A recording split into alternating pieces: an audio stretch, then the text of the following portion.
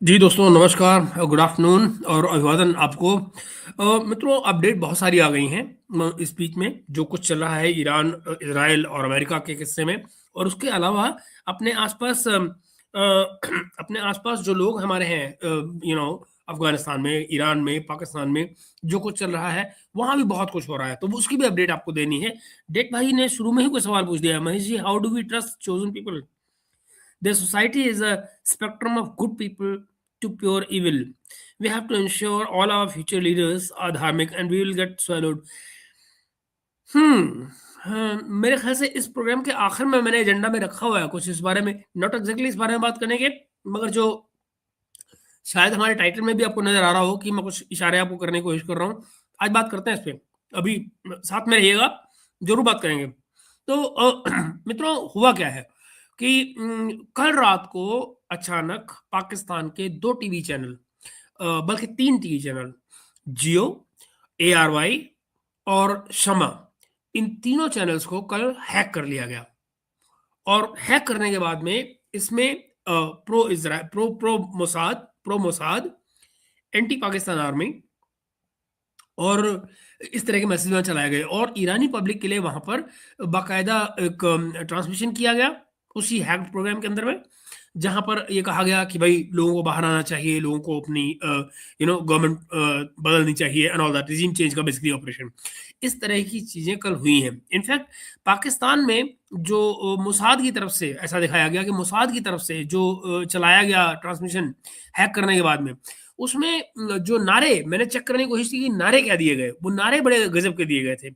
इन नारों को पाकिस्तानी अखबार खाली इनअप्रोप्रिएट कह के बता रहे हैं, नारों का जिक्र नहीं कर रहे हैं कि नारे क्या थे। मैं आपको नारे बता रहा हूँ। नारे दिए गए, आपकी फौज आपकी दुश्मन है।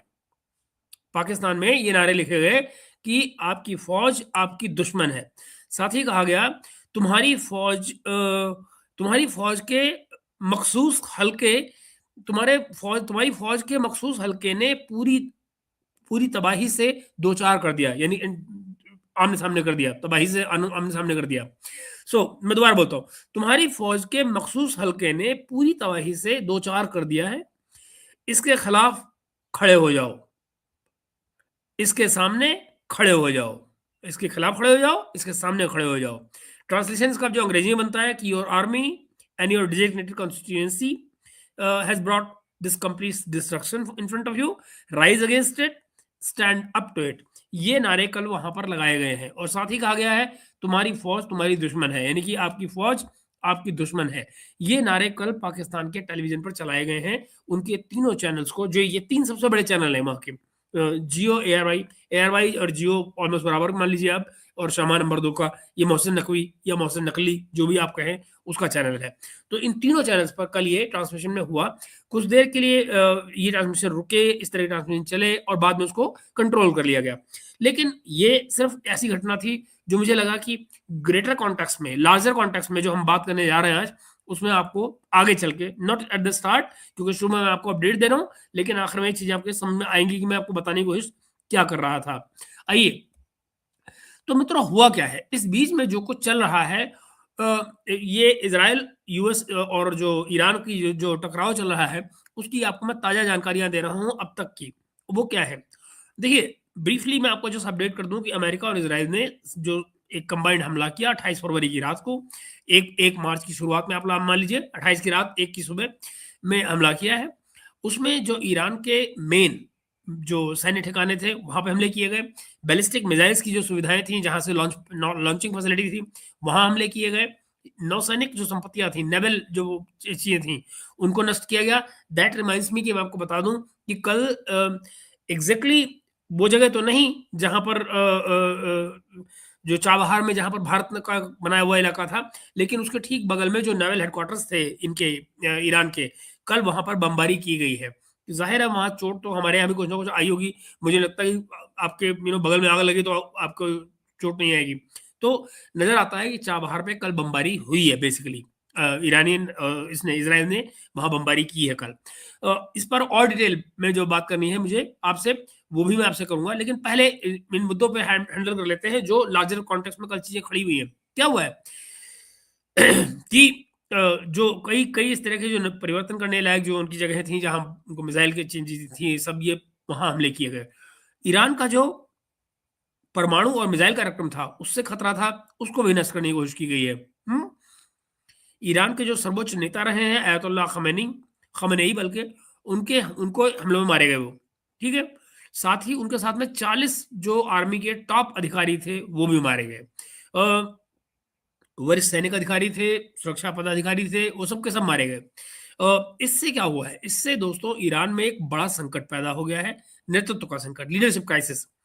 और अभी ये बेसिकली उनके कॉन्स्टिट्यूशन के मुताबिक क्या होता है कि जब इस तरह का क्राइसिस पैदा होता है, तो 3 लोगों की एक कमिटी बनती है। 3 सदस्यीय एक काउंसिल बन जाती है, जिसको एक 66 ईयर्स के उसमें एक धर्मगुरु भी शामिल किए गए हैं। और नया जब तक नेता नहीं चुना जाता है, तब तक ये जो 3 मेंबर्स की जो कमिटी है या काउंसिल है, यही चलाएगी वहाँ के शासन को। This is as per Iranian constitution. अब जो बचे हुए जो ईरानी नेता हैं, वो इसके बदला लेने की बात कर रहे हैं और चुनौती जो चैलेंज करने की कस्में खा रहे हैं। मैं आपको फिर याद दिला दूँ यहाँ पर, इसको आप हल्के में मत लीजिएगा। उसका कारण क्या है? जो शियाइट इस्लाम है, हुँ? उसमें जो खून का कर्जा होता है, ये सबसे बड़ा माना जाता है। तो आयतुल्ला खमेनेई का जो मारा जाना है, उसको जो रुख दिया जा रहा है, वो इसी का है, खून के कर्जे का है। तो जो लार्जर पॉपुलेशन है, जो कल बाहर निकल कर आई थी, जिसके मैंने आपको तस्वीर भी दिखाई थी कल, वो बेसिकली इसी का इंडिकेशन है। और इसको फिर वो असुरा तक का जो उनका कॉन्सेप्ट है, वहां तक लेकर जाते हैं। तो it's a large concept, it's not a small thing. तो बेसिकली एक आइडियोलॉजिकल बैटल है ये, जो अब ईरान में क्रिएट हो गया है। इस चीज को जो यूरोपियंस हैं या अमेरिकन्स हैं, ये नहीं समझते हैं। इनको सब कुछ अपना क्रिश्चियन धर्रे से उसी से देखते रहते हैं। इनको नहीं मालूम है कि इन फेथ्स के अंदर कैसे-कैसे कॉम्प्लिकेशंस हैं और वो लोगों को उसके आगे फिर ज़िंदगी मौत जो है वो काम नहीं करती है। It goes beyond that. Anyway, चलिए मैं और आपको बात कर रहा हूँ। कुछ और बातें करते हैं। ईरान की जो जवाबी कार्रवाई हुई, वो बहुत एक्सटेंसिव रही। कई फेजेज़ में इज़राइल पर उन्होंने मिसाइलें मारे हैं, ड्रोन मारे हैं, यरूशलेम पर हमला हुआ है, तल अबीब पर हमला हुआ है, कुछ और जगहों पर भी हमले हुए हैं।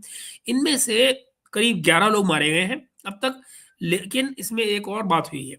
इनका जो पूजा स्थल होता है इज़राइलियों का या यहूदियों का, जिसे सिनागॉग कहा जाता है, वो बेत शमेश में इनका जो सिनागॉग है, उसको भी गिराया गया है, उसपे भी बमबारी की गई है।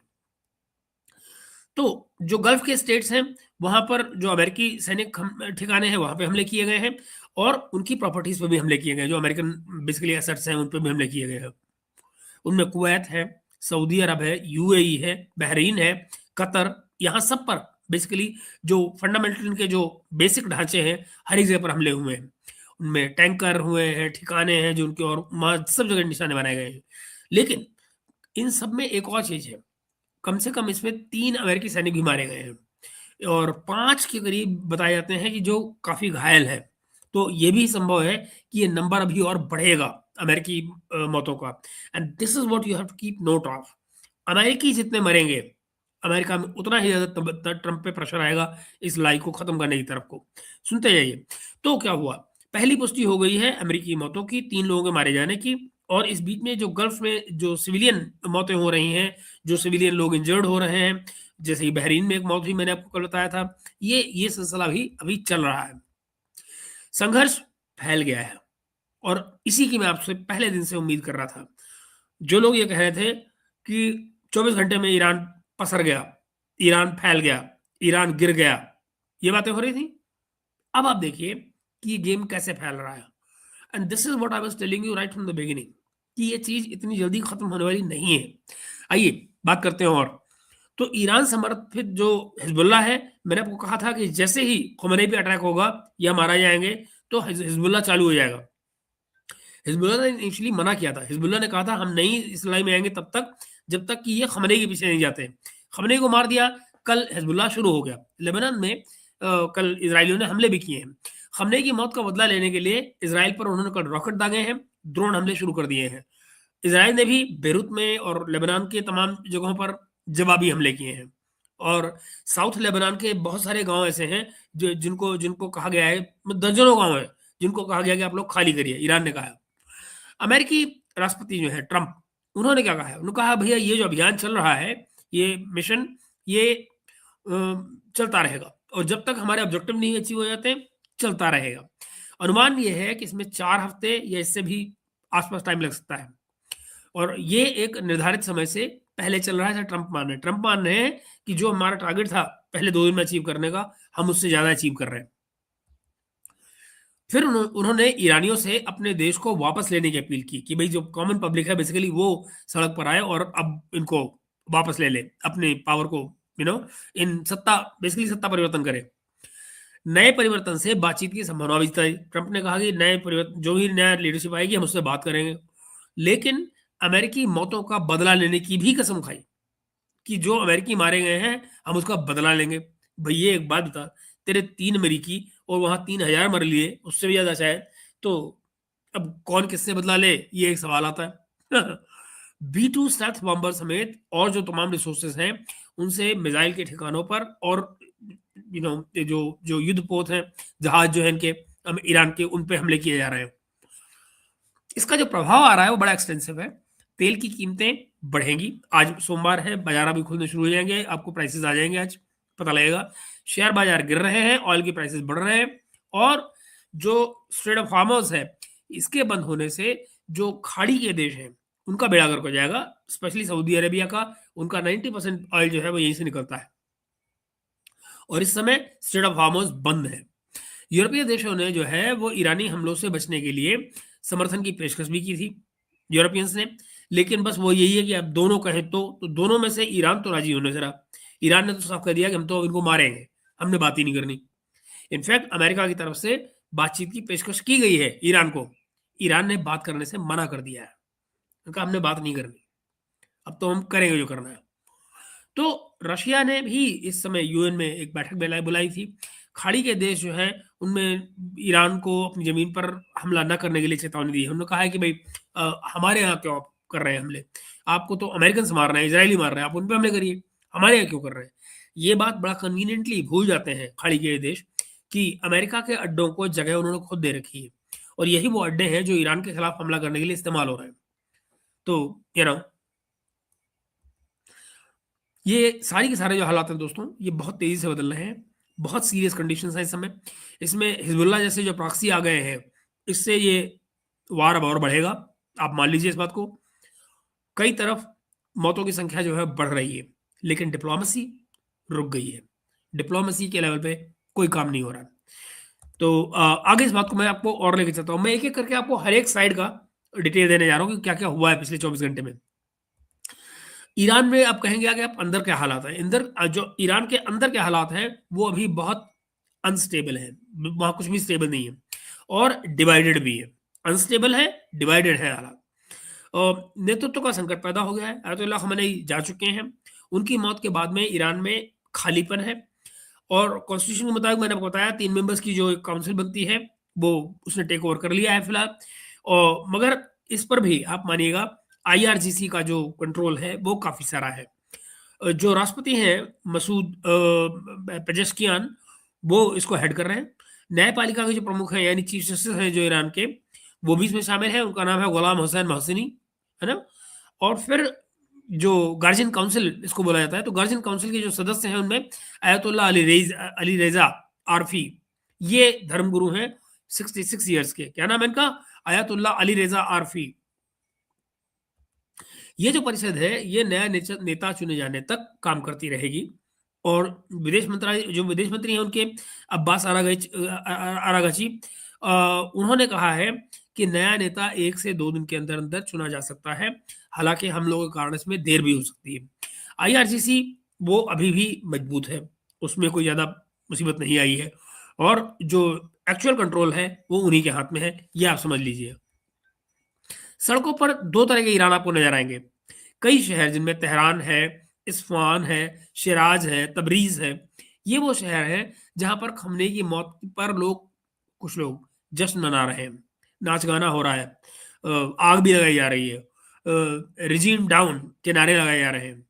लेकिन ये वो विरोधी ग्रुप है जो पिछले दिनों प्रोटेस्ट पे उतरे हुए थे, तो वो है जो वहां हावी है। जनवरी 2026 अभी भी जो प्रोटेस्ट हुए थे, अ, और वो इसको मौका मान रहे हैं, वो अपने लिए चांस मानते हैं, लेकिन ये नंबर बहुत थोड़ा है दोस्तों। वहीं पर कुम, मरशद, ये वो इलाके हैं जो इनके रिलीजियस जगह मानी जाती हैं। वहां पर बड़ी संख्या में लोग शोक मना रहे हैं, बदला लेने की मांग कर रहे हैं, और जो स्टेट मीडिया है वो इसको कह रहा है, प्रोजेक्ट कर रहा है एज नेशनल यूनिटी। और वास्तव में दरअसल माना जाए तो ये एक अपने आप में बड़ा डीप डिवीजन है ईरानियन सोसाइटी का।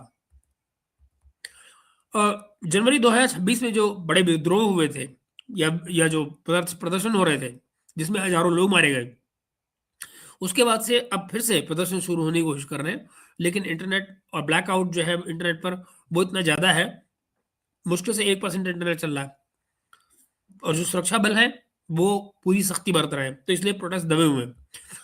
लेकिन कुछ जगहों पर रिजीम के जो यानी एस्टेब्लिशमेंट के जो मकान हैं या बिल्डिंगें हैं उनमें हमले हुए। करीब 250 से ज़्यादा मौतें ऑफिशियली अनाउंस की जा चुकी हैं, मर चुके हैं लोग। ये एक्सपेक्टेशन, ये उम्मीद लगाई जा रही है इससे ज़्यादा भी हो सकता है नंबर। ट्रंप ने जो है वो ईरानियों पर कहा है कि वो सरकार पर कब्जा कर लें, लेकिन इसकी तरफ कोई एक्शन नज़र नहीं आ रहा है। पब्लिक कहीं से इसके लिए तैयार नज़र नहीं आ रही है। कई लोग जो हैं वो युद्ध और अमेरिकी हस्तक्षेप दोनों से डर रहे हैं, और ये एक लॉन्ग टर्म, आप मानेंगे कि जो ईरान में लॉन्ग टर्म से ये चीज़ चल रही है कि लोगों को ये मालूम है कि लोग परेशान हैं, ये सरकार जानी चाहिए। लेकिन इसका मतलब ये नहीं है कि लोग इसकी जगह पर अमेरिका की सरकार चाह रहे हैं, ऐसा नहीं है। और ये वो अंतर है जिसको ना यूरोप वाले समझ रहे हैं, ना अमेरिका समझ रहा है। कम से कम ट्रंप प्रशासन तो बिल्कुल नहीं समझ रहा है। इकोनॉमी ईरान की पहले से ही बुरी हालत में है, अब और ज़्यादा बिगड़ गई है।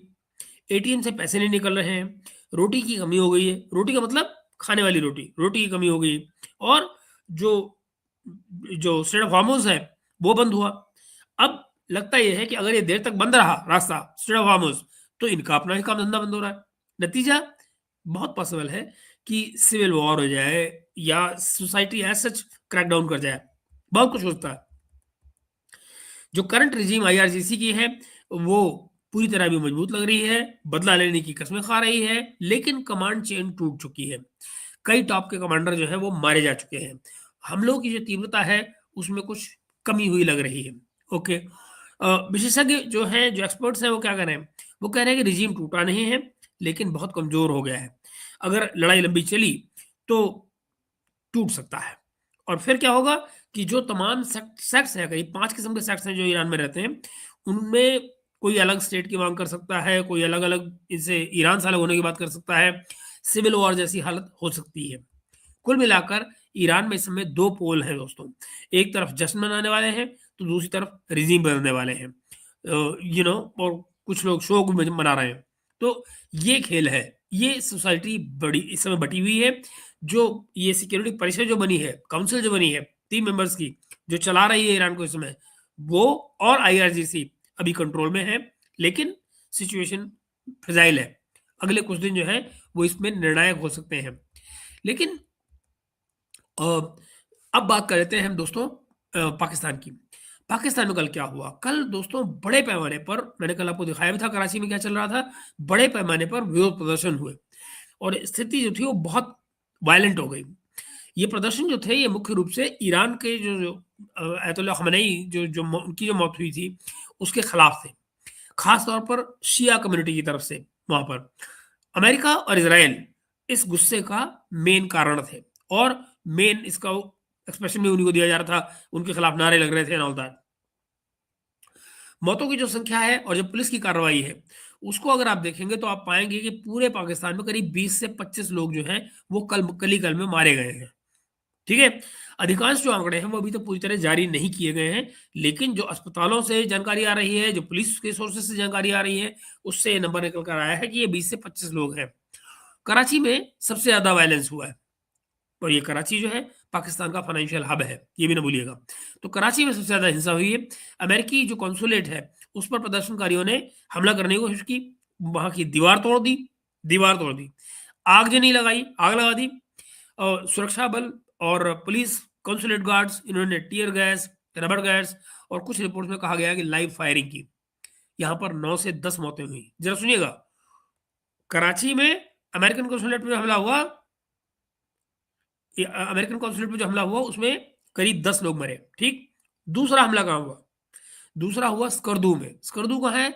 नॉर्थ का इलाका है, जम्मू एंड कश्मीर, गिलगित बाल्टिस्तान का इलाका है। तो वहां पर यूनाइटेड नेशन का जो ऑफिस था उसे आग लगा दी गई।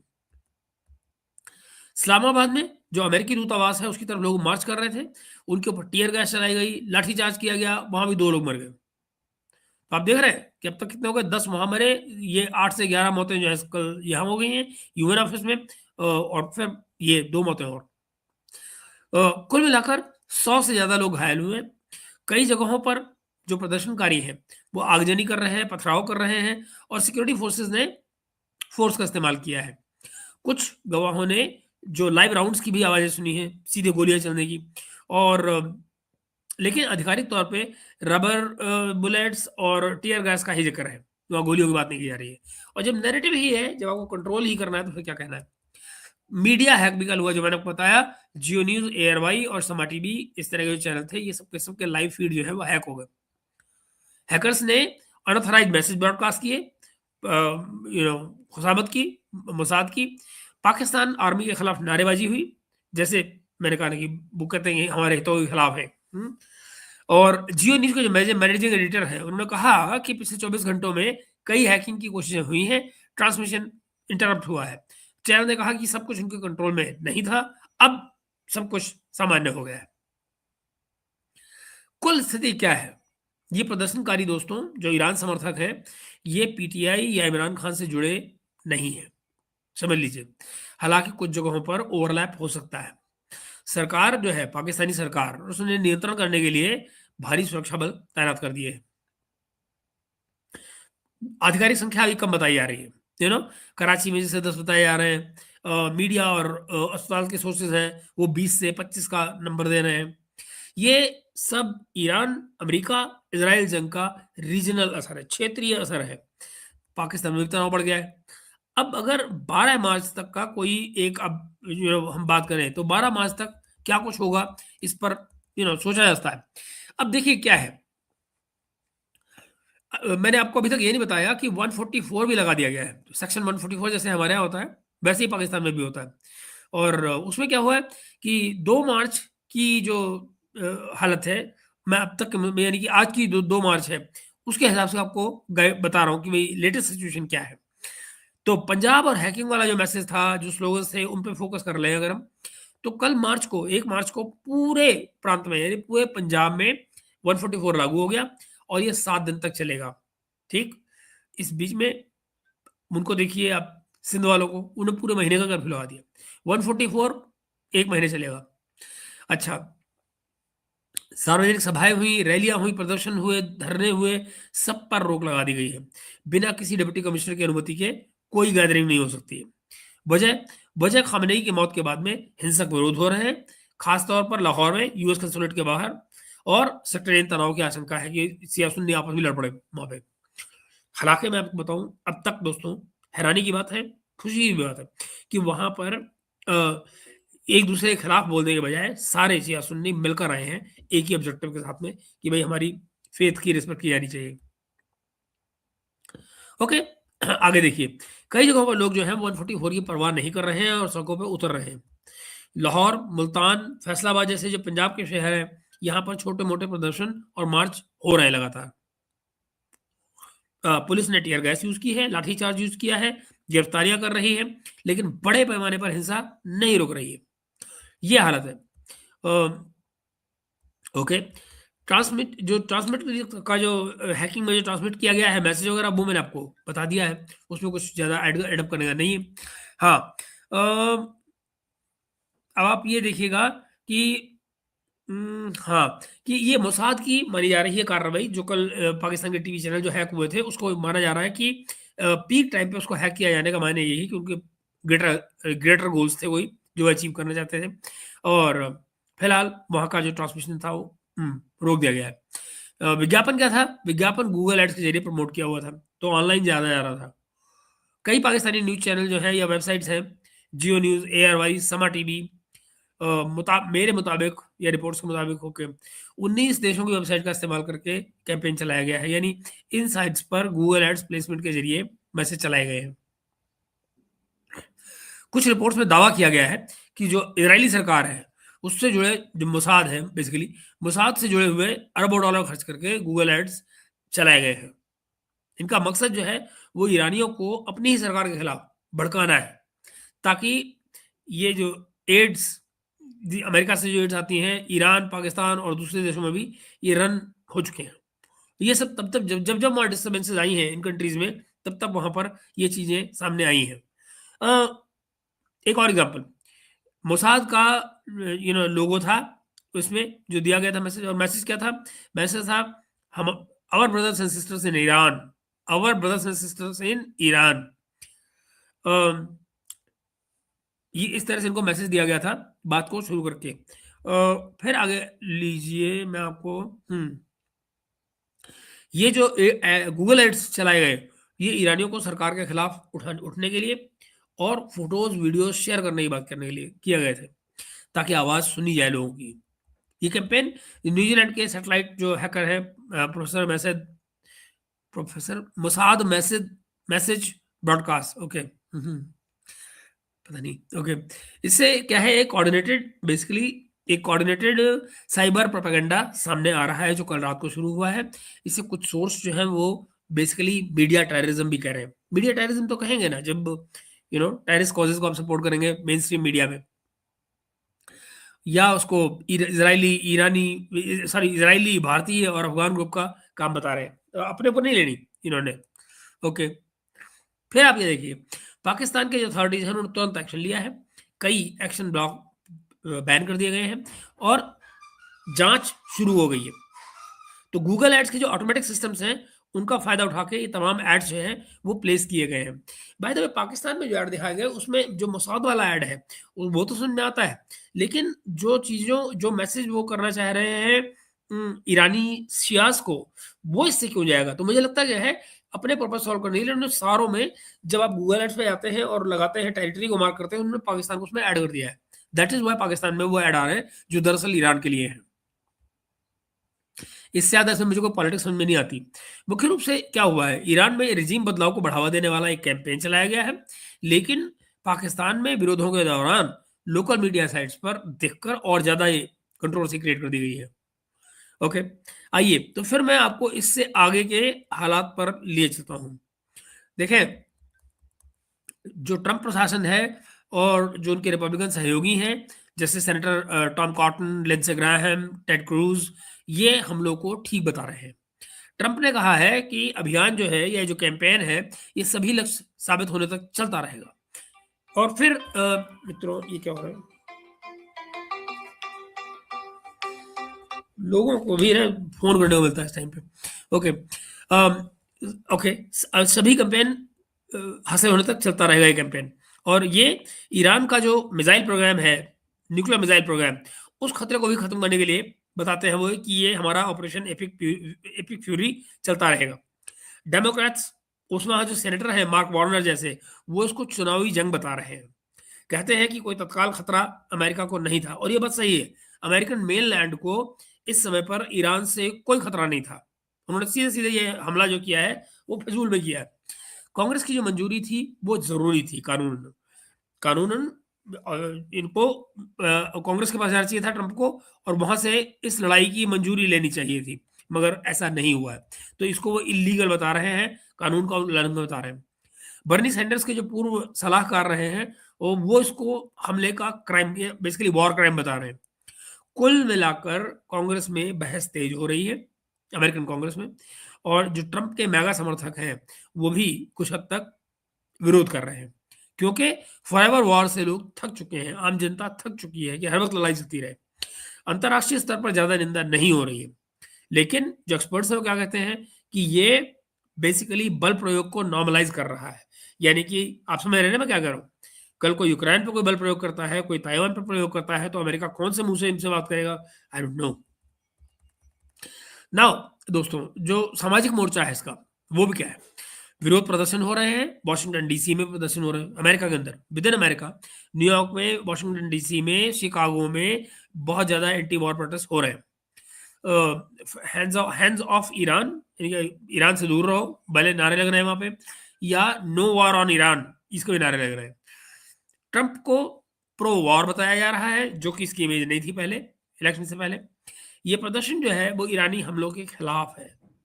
लोग बड़े संघर्ष की आशंका जता रहे हैं, लेकिन ये पूरे अमेरिका की राय नहीं है। कुछ लोग ईरानी जनता के लिए संपत्ति रखते हैं, लेकिन लड़ाई नहीं चाहते। आगे इस बात को अगर मैं आपसे थोड़ा सा और कहूं तो लोग क्या कह रहे हैं, जो मिलिट्री के एक्सपर्ट्स आ रहे हैं पाकिस्तान अमेरिका में, वो क्या कह रहे हैं। ये जो एक्सपर्ट्स हैं, जिनमें चीफ ऑफ जॉइंट स्टाफ पहले कह रहे हैं चेयरमैन जनरल डैन कैन, उन्होंने ट्रंप को चेतावनी दी है कि अगर ये कैंपेन लंबा चलता है तो अमेरिकी फौजी और अमेरिकी फौजों के लिए जो गोला बारूद है उस पर बोझ पड़ेगा। और जो एयर डिफेंस मिसाइल्स हैं, पैट्रियट वगैरह या थार्ड, और ये सब, और प्रिसीजन म्यूनिशन जो है, जो प्रिसीजन म्यूनिशन है, उसकी कमी हो सकती है। और जो दूसरे मोर्चे हैं, जैसे चीन के खिलाफ है, आपको यूक्रेन में देना है कुछ ना कुछ, या बाल्टिक्स में कोई गड़बड़ हो जाती है, तो कुछ नहीं है इनके पास। वॉशिंगटन जो जो वॉल स्ट्रीट जर्नल जो है, वॉल स्ट्रीट जर्नल में लिखा हुआ है कि अमेरिका जो है वो मिशन को जल्दी पूरा करने की दौड़ में है, क्योंकि जो इंटरलोक्यूटर्स हैं, जो interceptors, patriot patriot missiles, interceptors और दूसरे गोला बारूद लिमिटेड है, ज्यादा नहीं है इनके पास, साल में 700 बनते हैं। लेकिन ईरान के पास जो मिसाइल हमलों से बचने में ये सब तेजी से खर्च हो रहे हैं, यानी पैट्रियट मिसाइल वगैरह, थार्ड वगैरह।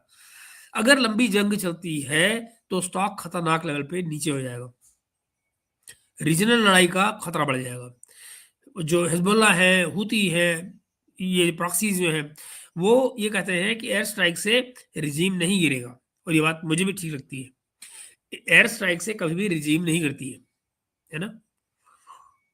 हमेशा आपको बूट्स ऑन ग्राउंड चाहिए होते हैं, लोग सड़क पर चाहिए होते हैं, जमीन पर चाहिए होते हैं। वो लोग जब तक नहीं एक्टिव होते हैं तब तक कुछ नहीं होता। ओके, आगे देखिए। देखिए, जो अभी तक अप्रूवल रेटिंग है ट्रंप की अमेरिका में, वो है 27%। और बेसिकली ये अनस्टेबल लगता है उस तरह से कि अगर आज इलेक्शन हो जाए तो जीतेगा या नहीं जीतेगा, मुझे नहीं लगता जीतेगा। खैर, खास तौर पर जंग अगर लंबी हो जाए, अमेरिकी मौतें बढ़ जाए, तेल की कीमतें आसमान पर पहुंच जाए, तो ट्रंप के लिए चुनावी साल में बहुत मुश्किल है।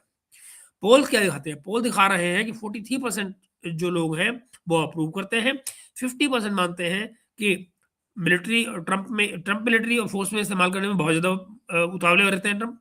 मतलब ये है कि जो चाहे सीआईए का इस्तेमाल करना हो, किसी और चीज़ का इस्तेमाल करना हो, आगे आगे रहते हैं। रिपब्लिकन्स में भी 55% समर्थक हैं, जबकि डेमोक्रेट्स में 74%।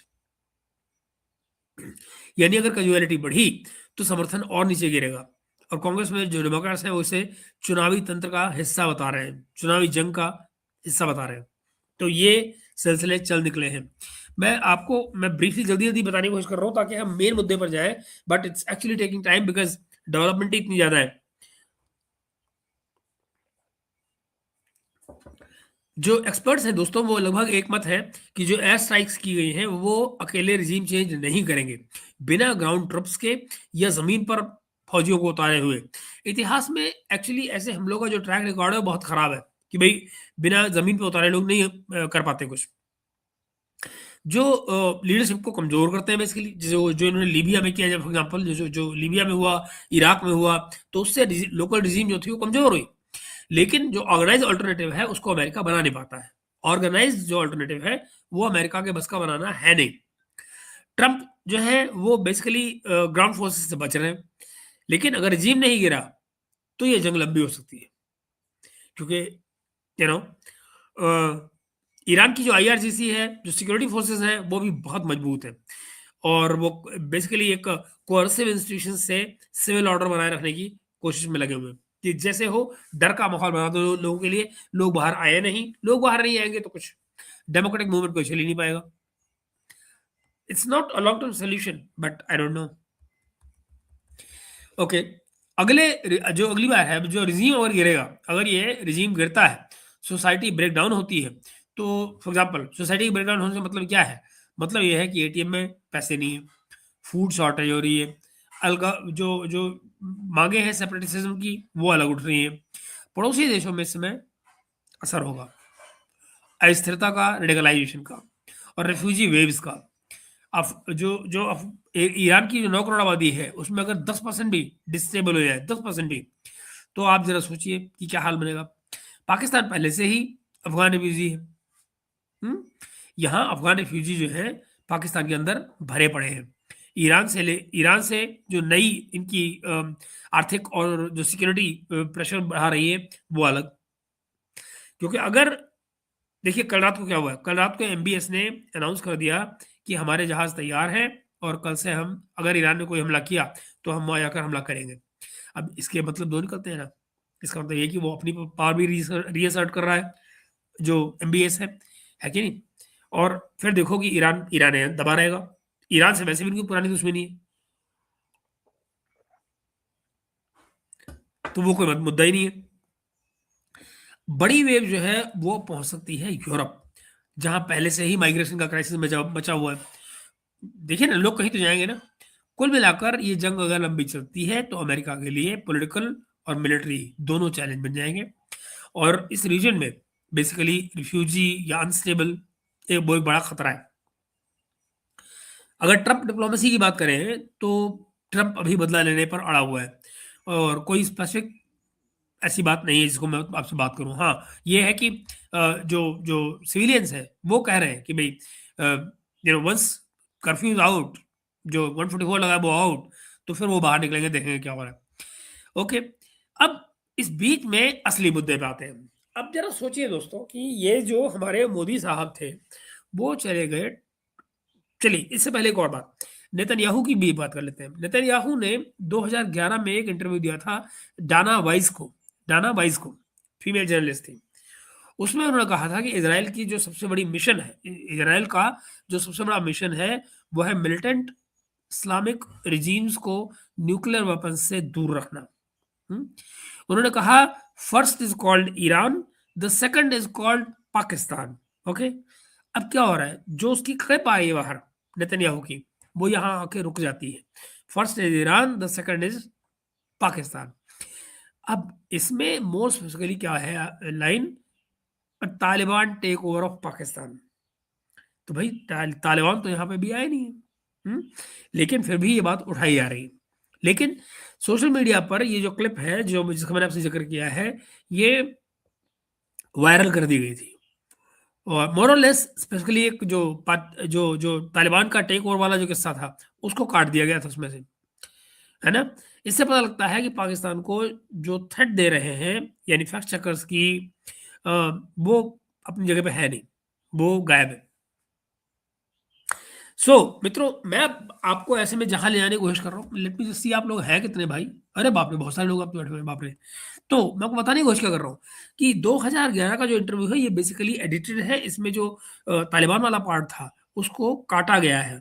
ओके, बाद में 2018 में जब नेतन्याहू भारत आए थे, 17 में मोदी जी गए थे, 18 में नेतन्याहू आए थे, तो उन्होंने कहा था कि Israel is not an enemy of Pakistan and Pakistan should not be our enemy either. ये बात कही थी नेतन्याहू ने भारत से। ओके, अभी जो ईरान के हमले हो रहे हैं उनमें जो स्टेटमेंट्स आ रही हैं वो सिर्फ ईरान फोकस्ड है। यानी ऑपरेशन लायंस रोर ये उनका है, ऑपरेशन ये नाम है उनका इसराइल का, जिसमें जो ईरानी रिजीम है उसको खत्म करने की बात की जा रही है, लेकिन पाकिस्तान का जिक्र कहीं नहीं किया जा रहा है। मगर मेरा इशारा कहीं और भी जा रहा है। आपको मुझे लगता है उस तरह से पाकिस्तान का नाम बीच में आता है, मैं बताऊंगा वो कैसे। पाकिस्तान पर कोई खतरा है या नहीं है, मुझे अभी नहीं लगता कि पाकिस्तान पर कोई खतरा है, मगर ये भी कहना गलत होगा कि पाकिस्तान को निशाना नहीं बनाया जा रहा है। कल जो कुछ हुआ है टीवी चैनल्स को हैक करके, ये उसकी शुरुआत है। अंदर सिया एलिमेंट मौजूद है, ये उनको अच्छी तरह से पता है। तो ईरान अभी अनस्टेबल है, हमलों से रिफ्यूजी या मिलिटेंट मूवमेंट बढ़ सकती है, लेकिन जो पाकिस्तान ईरान के रिलेशन है वो ऐसा ठीक है, अपने आप में ठीक है ना। पाकिस्तान जो तालिबान है, अफगानिस्तान में तालिबान जो रूल है उसके बाद से वहाँ टर्मोइल है, क्रॉस बॉर्डर अटैक्स हो रहे हैं, टीटीपी जैसे ग्रुप जो है वो एक्टिव हैं। नेतन्याहू की जो 2011 वाली चिंता थी वो यही थी, तालिबान टेक ओवर, वो उनके अपने हिस्से में अफगानिस्तान में हो रहा है। पाकिस्तान न्यूक्लियर पावर है, तो कोई भी हमला करना रिस्की होगा, ऐसा लोग मानते हैं। मैं इससे सहमत नहीं हूँ, बड़ी सीधी बात है, मैं सहमत नहीं हूँ, मुझे नहीं लगता है। लेकिन ये बातें कही जा रही हैं कि बिकॉज पाकिस्तान न्यूक्लियर पावर है, उस पर हमला मुश्किल है। ये बातें लोग बोलते रहे हैं। और अब फिर आप ये देखिए, अभी जैसा मैंने कहा कि कश्मीर इशू से हमेशा टेंशन रहती है भारत के बॉर्डर पे, लेकिन जो इजराइल से डायरेक्ट नहीं जुड़ा हुआ है, यानी ईरान से इसका कोई लेना देना नहीं है, तेहरान से इसका कोई लेना देना नहीं है। इजराइल इंडिया का क्लोज दोस्त रहा है, लेकिन पाकिस्तान को टारगेट करने का फिलहाल हमें कोई प्लान नजर आ नहीं रहा है। हाँ, मैं ये जरूर समझ रहा हूँ कि उसकी जमीन तैयार करनी शुरू हो चुकी है, हमले की नहीं, लेकिन हमला करने की जो जमीन होगी वो इस समय जो किया जा रहा है उसमें लग रहा है कि जैसे तैयार हो रही है। ओके, लेकिन इन मेरी तमाम बातों को आप किसी और नजरिए से भी देखिए। सिर्फ इस बात को यूं मत देखिए जैसे कि मैंने आपको अभी बताया कि ये चीजें बड़ी धार्मिक सी हैं। देखिए, आपको टाइमिंग नहीं भूलनी चाहिए। नेतन्याहू को भारत आना तय था, ठीक। उसके इमीडिएट बाद क्या हुआ, वो 15 तारीख का जो हमला हुआ था लाल किले के बाहर, जो हमारे यहाँ कार ब्लास्ट हुआ था, उसमें करीब 15 लोग मारे गए। हम्म, जब से 15 लोग मारे गए, उसके बाद में इसराइल ने यहाँ आने से, नेतन्याहू के आने से मना किया, सिक्योरिटी थ्रेट्स नहीं आएंगे। ओके, लेकिन उसके महीने दो बाद अचानक अनाउंस होता है, और बाद में वहां कैंसिल नहीं की गई थी विजिट, पोस्टपोन की गई थी। अचानक क्या किया गया, रिवर्स गियर लग गया। रिवर्स गियर लगा के क्या किया गया, मोदी को ट्रंप वहां बुला लिया गया। तो आप ये समझिएगा, ऐसा नहीं है कि विजिट पहले से प्लान थी, इस विजिट को सडनली प्लान किया गया था, ठीक है ना। इस बात को ध्यान में रखिएगा। तो इसका इम्पैक्ट आ रहा है इस तमाम सोच के ऊपर कि जहां पर ये जो लोग हैं हमारे भारत के और इसराइल के, अमेरिका के, हो सकता है अमेरिका के भी, कहीं एक लाइन में आ रहे हों। लुबनिक आपको मालूम है भारत आया हुआ था 26 से 28 में, और वो यहाँ डील डील कर रहा था। ये वही बंदा है जिसने कहा था कि मोदी जी जाएंगे ट्रंप के पास, उनकी मेज के आगे खड़े होंगे, और वो फिर ट्रंप फैसला करेगा कि भारत के साथ क्या डील होगा क्या नहीं होगा। वो कल खुद यहाँ आके डील मांग रहा था, तो गए, अच्छे अच्छों की लाइन लग रही, देखते जाइए आप। प्रदर्शनकारियों का कल क्या हुआ है दोस्तों, कल पाकिस्तान में टेंशन बनी हुई थी, प्रदर्शन हुए हैं वहां कल, और इस बात को समझिए कि अच्छी खासी मारकाट हुई है कल पाकिस्तान में। ऐसी मारकाट हुई है कि लोकल्स परेशान है, बहुत मारा गया है, और कम से कम 25 लोग मारे जा चुके हैं पाकिस्तान में, कम से कम। ये संख्या बढ़ भी सकती है। मेरी जानकारी के मुताबिक आज भी प्रोटेस्ट प्लान्ड है, और अगर ऐसे होते हैं तो हो सकता है कि आज और लोग मरे, लेकिन ये सिलसिला चल निकला है। तो और इस बीच में अमेरिका ने बात करने की कोशिश की इसराइल से, इसराइल ने मना कर दिया है कि मैं बात नहीं करनी आपसे। बात उनको उनको अब मौत वौत का डर नहीं है, क्योंकि जो उनके साथ होना था वो तो हो चुका है ना। तो मैं आपको बताने की कोशिश कर रहा था कि खamenei की मौत पर लोग गुस्से में थे, जिसकी वजह से कल पाकिस्तान में निकले, और उसमें डेथ टू अमेरिका जैसे नारे लग रहे थे, डेथ टू इसराइल के नारे लग रहे थे, और पुलिस ने फिर टीयर गैस, रबर बुलेट्स ऐसी जगहों पर लाइव फायरिंग की। इससे लोग भड़क गए। लाहौर में, इस्लामाबाद में और दूसरी जगहों पर प्रदर्शन किए गए हैं, लेकिन कराची का जो प्रदर्शन था वो सबसे ज्यादा हिंसक था। वहां एक साथ 10 लोग मारे गए हैं। हालांकि मैं इसको कैसे कहूं, कल जो स्कर्दू में भी हुआ है, स्कर्दू में जो कल यूएन का ऑफिस जलाया गया है, वहां भी 10-11 लोग मारे जाने की खबर आई है। 144 अभी भी लगा हुआ है पंजाब में 7 दिन के लिए, पाकिस्तानी पंजाब में 7 दिन के लिए, और सिंध में 1 महीने के लिए, 1 महीने के लिए कर्फ्यू लगा दिया। क्या बात। ओके, तो आज सवेरे, यानी कल जो हिंसा हुई, आज सवेरे अभी तक कोई बड़ी हिंसा नहीं हुई थी।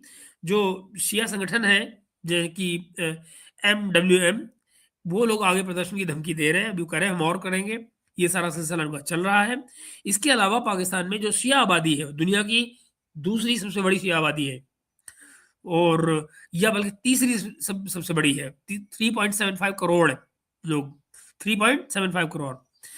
इसलिए ये जो धार्मिक रूप से इस समय जो लोग चार्ज हैं, ये कहीं ना कहीं इनकी लीकेज हवा निकालने के लिए काम आ सकता है। सरकार ने क्रैकडाउन को सुरक्षा बताया है, और बताया इसका दमन जो जो है किया जा रहा है, मारा जा रहा है इनको सबको, और समाज में असंतोष बढ़ रहा है। तो मुझे नहीं मालूम कि मैं इस बात को और कैसे समझाऊंगा आपको, पर हालात बिल्कुल फ्लूइड है। कल क्या होगा कोई नहीं जानता है। अब जरा देखिए, जो कुछ पाकिस्तान में चल रहा है, क्या इसको इजराइल नहीं देख रहा है? बिल्कुल देख रहा है, क्योंकि पाकिस्तान जो है वो ईरान का पड़ोसी है। और जो सिया प्रदर्शन किए जा रहे हैं, ये रीजनल इंस्टेबिलिटी लेकर आ रहे हैं।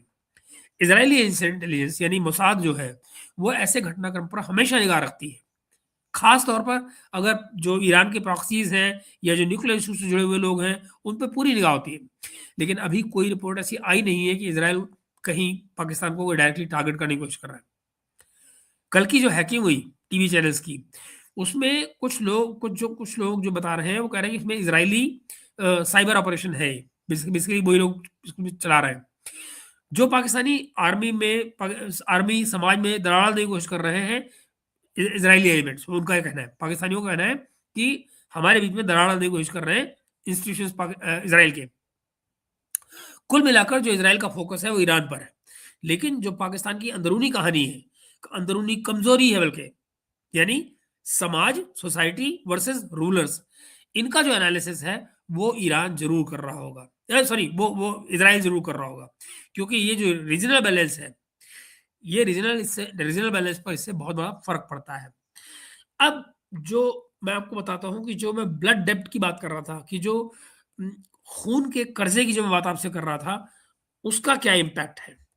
देखिए, शिया इस्लाम में क्या है, जो शियाइट जो इस्लाम है, उसमें जो ब्लड डेट है या जो खून का कर्ज है, उसका मतलब होता है शहादत, यानी मार्टाइडम का बदला। अगर आपका कोई आदमी शहीद हुआ है तो उसका बदला लिया जाता है। ये इसका कॉन्सेप्ट कहाँ से आता है? ये इमाम हुसैन की अशूरा वाली घटना से जुड़ा हुआ है, जहां पर क्या हुआ था, यहाँ पर हुसैन और उनके साथियों को मारा गया था, उनकी हत्या की गई थी, और उसको माना जाता है इनजस्टिस, उसको इनजस्टिस माना जाता है। और इसका बदला जनरेशंस लेती रहती हैं। मौत का डर नहीं है, बल्कि अपनी सेल्फ रिस्पेक्ट का और जिहाद का हिस्सा माना जाता है इस सारे के सारे कॉन्सेप्ट को। ओके, ईरान इसी वजह से अमेरिका से बातचीत करने से मना कर रहा है। क्यों? क्योंकि उनका पेंडिंग एजेंडा ब्लड का बदला लेना है, उनको खून का बदला लेना है। खमनेई की मौत को वो शहादत कह के उन्होंने रखा है, शहादत कह रहे हैं। नतीजा क्या है कि अब वो शहादत मानते हैं तो फिर वो बदला लेने के लिए वो अड़ गए हैं, ना कि नेगोशिएट करने पर। नेगोशिएट अब तक कर रहा था ईरान, बट अब वो सब खत्म। ठीक है ना? पहले की, अच्छा, फिर पाकिस्तान में क्या हो रहा है? पाकिस्तान में भी जो शियाइट है, जो शिया वाले हैं, उनके लिए भी अशुरा जैसा हो सकता है। प्रदर्शन जो किया जा रहा है वो सिर्फ पॉलिटिकल नहीं है। पाकिस्तान में होने वाला प्रदर्शन पॉलिटिकल नहीं है, वो धार्मिक भावनाओं से जुड़ा हुआ है। और जो पहले की जो पॉलिटिकल इंस्टेबिलिटी थी, इमरान खान के राज में जो हो रही थी, पीटीआई वाली हो रही थी, या ये पॉलिटिकल रीजन तो है, पॉलिटिकल रीजन्स में इतनी हिंसा वहां नहीं हुई थी, क्योंकि वो सेकुलर लोग थे। लेकिन ये ईरान वाली जो घटना है, इसने शिया पहचान को हवा दे दी है, समझिए।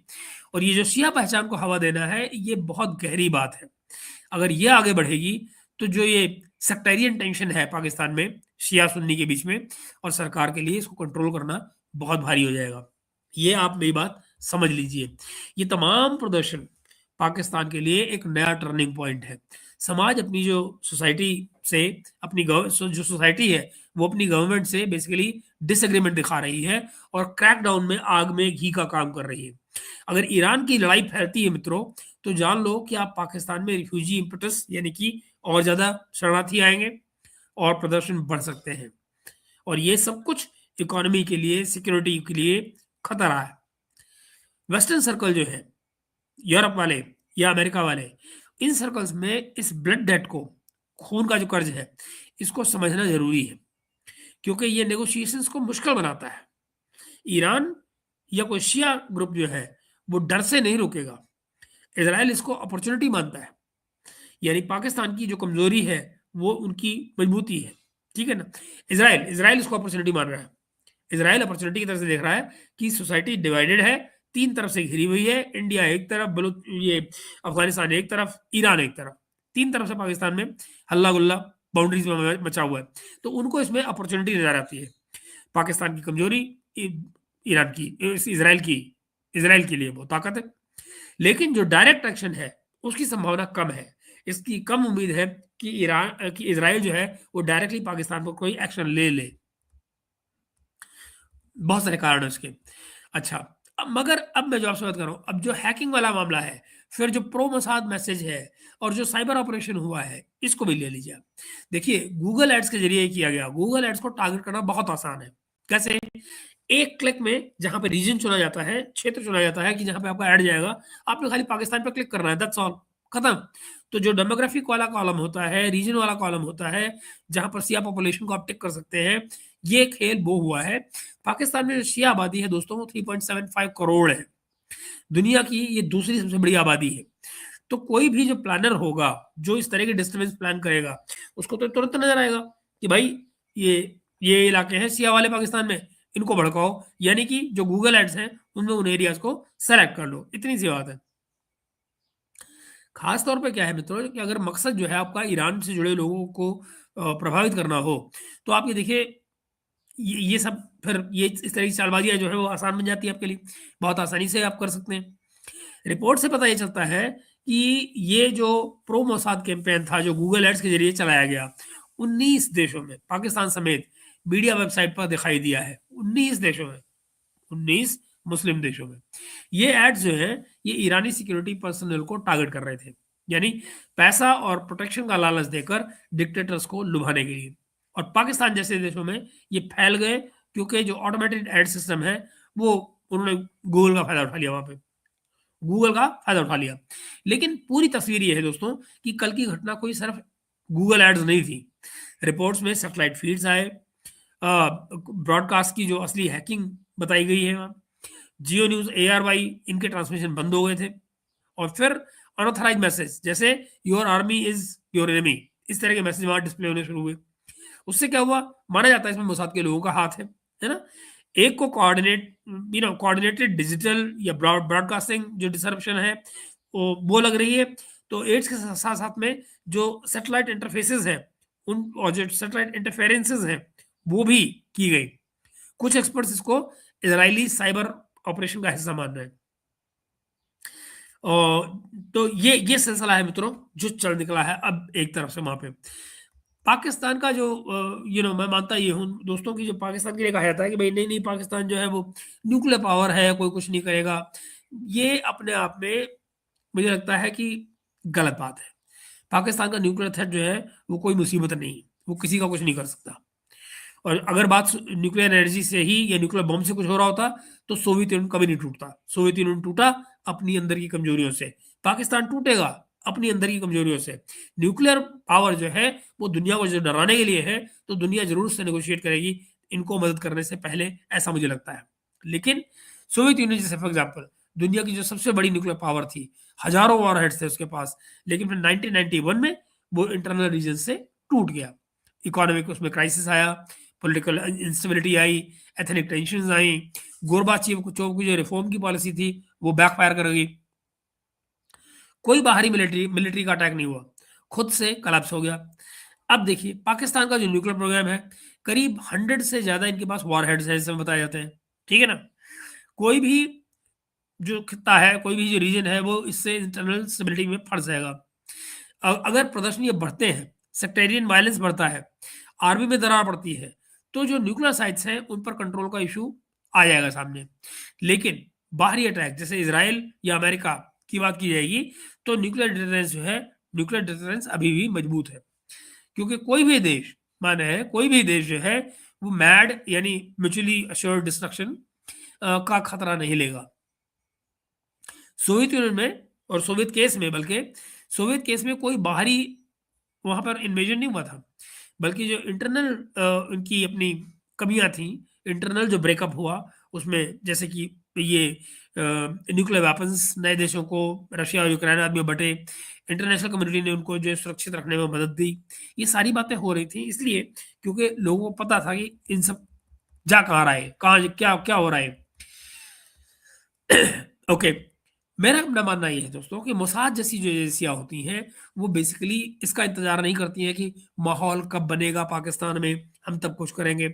मेरा मानना ये है, कॉन्ट्ररी टू जो एक्सपर्ट्स कहते हैं, मेरा ये मानना है कि इस समय जो कुछ हो रहा है पाकिस्तान में, और जो कल ये हैक वाला किस्सा सामने आपके आया है, मोसाद जैसी एजेंसियां भाई कंडीशंस का वेट नहीं करती हैं, वो अपने अपने को सूटेबल कंडीशंस बनाती हैं। वो दूसरे मुल्कों में लोग को खरीदें या कुछ और करें, लेकिन वो अपने लिए उन कंडीशंस को बनाती हैं जिनकी उनको जरूरत है, इंतजार नहीं करती हैं। वो साइबर ऑपरेशन करेंगे, प्रोपेगेंडा करेंगे, दूसरे देशों से इंस्टेबिलिटी पैदा करेंगे दूसरे देशों में, ताकि अपने जो ऑब्जेक्टिव्स हैं वो पूरे हों। उनके ऑब्जेक्टिव्स जैसे रिजीम को कमजोर करना है यहाँ पे, या सोसाइटी में दरार डालना है, ये सब आसान हो जाते हैं। और यही बात मैं आपको पहले भी बताना चाह रहा था। इंटेलिजेंस एक्सपर्ट्स जो हैं उनके मुताबिक मोसाद का जो जो ये इतिहास है वो प्रोएक्टिव ऑपरेशंस का है। उन्होंने हमेशा इस तरह के ऑपरेशन किए हैं, यू नो। वो सिर्फ रिएक्ट नहीं करते हैं, बल्कि दुश्मन के अंदर कमजोरियां अपनी क्रिएट करते हैं, कमजोरियां क्रिएट करते हैं। है या नहीं, ये सब बात अलग है। उदाहरण के तौर पर ईरान में क्या था, सालों सालों वे साइबर अटैक्स, जैसे कि साइबर अटैक कौन सा था, स्टक्सनेट वायरस है, उसके जरिए इन्होंने अटैक किया था। न्यूक्लियर प्रोग्राम को पहुंचाया गया उसके जरिए नुकसान, और स्पाई नेटवर्क के जरिए अस्थिरता फैलाते रहे लोग। ईरान में जो हाल के हमले हुए हैं उससे पहले भी आप देखिएगा कि ये दरार पैदा करना जो है इनका ऑब्जेक्टिव हमेशा रहा है। एक्सपर्ट्स कहते हैं कि ऐसे ऑपरेशंस का मकसद जो होता है, गोल जो होता है, वो साइकोलॉजिकल होता है। चीमा साहब को साइकोलॉजिकल बोलते हैं, साइकोलॉजिकल होता है। समाज में डर फैलता है, असंतोष फैलता है, और दरार पैदा होती है। पाकिस्तान के केस में अगर ये मोसाद से जुड़ा है, अगर सब कुछ मोसाद ने किया है, तो ईरान जंग का एक्सटेंशन हो सकता है। जिस तरह ईरान में जंग छिड़ी गई है, उसी तरह वो लड़ाई पाकिस्तान में भी आ सकती है। अभी तो ये भी नहीं मालूम है ना कि ईरान में मान लीजिए कि कोई ऐसा आदमी आ गया जो इनके फेवर का है, इनको फेवर करता है, जो कि होगा मुझे लगता है ऐसा। अगर ऐसा हो गया तो फिर ये अंदर से ही तो टूट रहे होंगे। अब देखिए जो ओपिनियन है पाकिस्तान के हैकिंग एक्सपर्ट्स का, वो क्या कहते हैं, वो इसमें मोसाद और इसराइल का जिक्र करते हैं। कई जो सिक्योरिटी एनालिस्ट हैं, मीडिया रिपोर्ट्स हैं, जो कल जियो एयरवाई को जो हमला किया गया साइबर, उसकी बात कर रहे हैं। ये बेसिकली हाइब्रिड वॉरफेयर का हिस्सा लग रहा है, जहां पर साइबर अटैक से पाकिस्तानी मीडिया को टारगेट किया जाए, your enemies your army is your enemy, ऐसे मैसेज दिए जाए, ब्रॉडकास्ट किए जाए, और फिर क्या हो। हम्म पाकिस्तानी साइबर सिक्योरिटी एक्सपर्ट कहते हैं कि टेक्निक एडवांस है, मोसाद जैसी एजेंसियों को की कैपेबिलिटी से मैच करती है, ओके, लेकिन कम से कम पिछले सालों में मैच करती है। पिगसस जैसे जो एप्स है या वेबसाइट्स हैं, ये एक मैसेज दे जा रही है कि operation your brothers, sorry defend your brothers, defend your brothers, अपने भाइयों की रक्षा करो, ऐसा मैसेज दे रहे हैं वो लोग। और इसको पूरी तरह से इजरायली ऑपरेशन माना जा रहा है। कोई ग्रुप क्लेम नहीं कर रहा है जिम्मेदारी, लेकिन माना जा रहा है मोसाद का ही स्टाइल है, और वो इस तरह के एट्रीब्यूशन से बचते हैं। वो नाम में इंटरेस्टेड नहीं होते हैं कि हमारा नाम आए, हमने किया ना। वो चुपके से बस काम करते हैं, कंडीशंस क्रिएट करते हैं और सरक जाते हैं।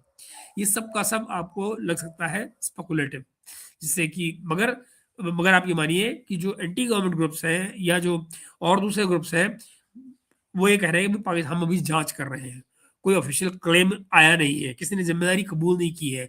लेकिन अगर ये मोसाद ने किया है, जो कि यूं लगता है कि प्रो मोसाद ऐड चले हैं, तो अगर ये मोसाद ने किया है तो इसका ऑब्जेक्टिव पाकिस्तान में आर्मी और समाज के बीच में दरार डालना हो सकता है। ये बात आप समझ लीजिए, खास तौर पर ये जो शिया इस समय प्रोटेस्ट चल रहे हैं इनके दौरान। और ये है किस्सा। तो अब इस बात को फिर आप यूं भी करें करें ना कि हैकिंग जो है वो इन प्रदर्शनों को भड़का भी सकती है। जिस तरह के मैसेज जाएंगे, गलत इन्फॉर्मेशन को दे दीजिए, आप फला जगह पे ये होने जा रहा है, पहुंचो। हालांकि क्योंकि लोग इसको जो है बेसिकली फॉरेन इंटरफेरेंस मान रहे हैं। आर्मी की कमजोरी भी हाईलाइट हो रही है इससे, पाकिस्तान की। अगर मुसाद कंडीशंस क्रिएट कर रहा है, तो पाकिस्तान की जो अंदरूनी स्टेबिलिटी है, शिया वर्सेस सुन्नी, समाज वर्सेस रूलर्स, इसको एक्सप्लॉइट करने का मौका बन जाएगा। लेकिन पाकिस्तान न्यूक्लियर पावर है, तो शायद कोई बड़ा देश कोई स्टेप ना ले, दूर हो जाए। साइबर प्रोपेगेंडा में दरार डालना फिर भी संभव है। तो ये है बात। अब देखिए कि जो चुप्पी है, इस चुप्पी को जरा गौर से देखिए। पाकिस्तानी जो तमाम पॉलिटिकल नेतृत्व है, जो उनकी लीडरशिप है, वो इस सारे हमले पर पूरी तरह से चुप है। यानी ज़रदारी ने कुछ बोला, नहीं बोला। नवाज़ शरीफ ने कुछ बोला, नहीं बोला। कोई नहीं बोल रहा है, टॉप लीडरशिप बोल ही नहीं रही। कम से कम पब्लिकली तो नहीं बोल रहे हैं। यूएन सिक्योरिटी काउंसिल की जो इमरजेंसी मीटिंग बुलाई गई, उसमें पाकिस्तानी राजदूत ने इज़राइल या अमेरिका का नाम ही नहीं लिया, बल्कि ये सिर्फ ये कहा कि अननेसेसरी अटैक ऑन ईरान, ये बोला है, अननेसेसरी। साथ ही क्या बोला है कि बेसिकली है क्या, ये बेसिकली एक डिप्लोमेटिक टाइट रोप है। डिप्लोमेटिक टाइट रोप चलने की कोशिश की जा रही है पाकिस्तानी तरफ से। चलिए, हम बात करते हैं कुछ रिपोर्ट्स और स्टेटमेंट्स की डिटेल से, देखते हैं कि दरअसल हुआ क्या है 2 मार्च की सुबह तक, आज की सुबह तक। तो कुछ जो नेता हैं, शहबाज शरीफ, इशाक डार, इनके कुछ स्टेटमेंट आए हैं। यानी ये पहले से सतर्क बैलेंस्ड हैं अपने स्टेटमेंट्स को देने में, लेकिन ईरान के हमलों पर निंदा की। इजराइल और अमेरिका का नाम नहीं लिया गया, बचा गया उससे। अब आप अंदाजा लगा लो क्यों। उदाहरण के लिए एफएम जो है फॉरेन मिनिस्टर इशाक डार, इन्होंने ईरानी फॉरेन मिनिस्टर से बात की, ईरान पर अनावश्यक हमलों की अनावश्यक हमले, उनकी कड़ी निंदा की, साथ ही डिप्लोमेसी से एस्केलेशन रोकने की अपील की। लेकिन इसमें भी अमेरिका और इजराइल का जिक्र नहीं है। प्राइम मिनिस्टर शहबाज शरीफ ने सोशल मीडिया पर खमेनी की मौत पर दुख और शोक जताया। ओके। कुछ गल्फ देशों ने हमले भी किए, कुछ ने एकता का ऐलान कर दिया। उन्होंने सऊदी प्रिंस से बात की और जो रीजनल एस्केलेशन है उसकी निंदा की, लेकिन फिर ईरान पर हमलों का सीधा सीधा नाम नहीं लिया। ओके मित्रों, अब हम अगर बात करें तो यूनाइटेड नेशन की मीटिंग हुई, उसमें पाकिस्तानी राजदूत ने कहा क्या। इमरजेंसी यूएनएससी की मीटिंग जिसको रूस ने बुलाया था, उसमें पाकिस्तानी राजदूत जो थे, उनका नाम है आसिम इफ्तिखार अहमद, आसिम इफ्तिखार अहमद या असीम इफ्तिखार अहमद, जो भी समझो आप। पाकिस्तानी जो है वो कहते हैं, उनका कहना है, कोट कर रहा हूँ मैं, पाकिस्तान ईरान पर अनावश्यक हमलों को की निंदा करता है, ये अंतर्राष्ट्रीय कानून का उल्लंघन है। लेकिन उन्होंने इसराइल या अमेरिका का नाम नहीं लिया, बल्कि डिप्लोमेसी के दौरान बदले, इस तरह से उसको फ्रेज किया, डिप्लोमेसी के दौरान हमले को अफसोसजनक बताया, सभी साइड से शांति रखने की अपील की।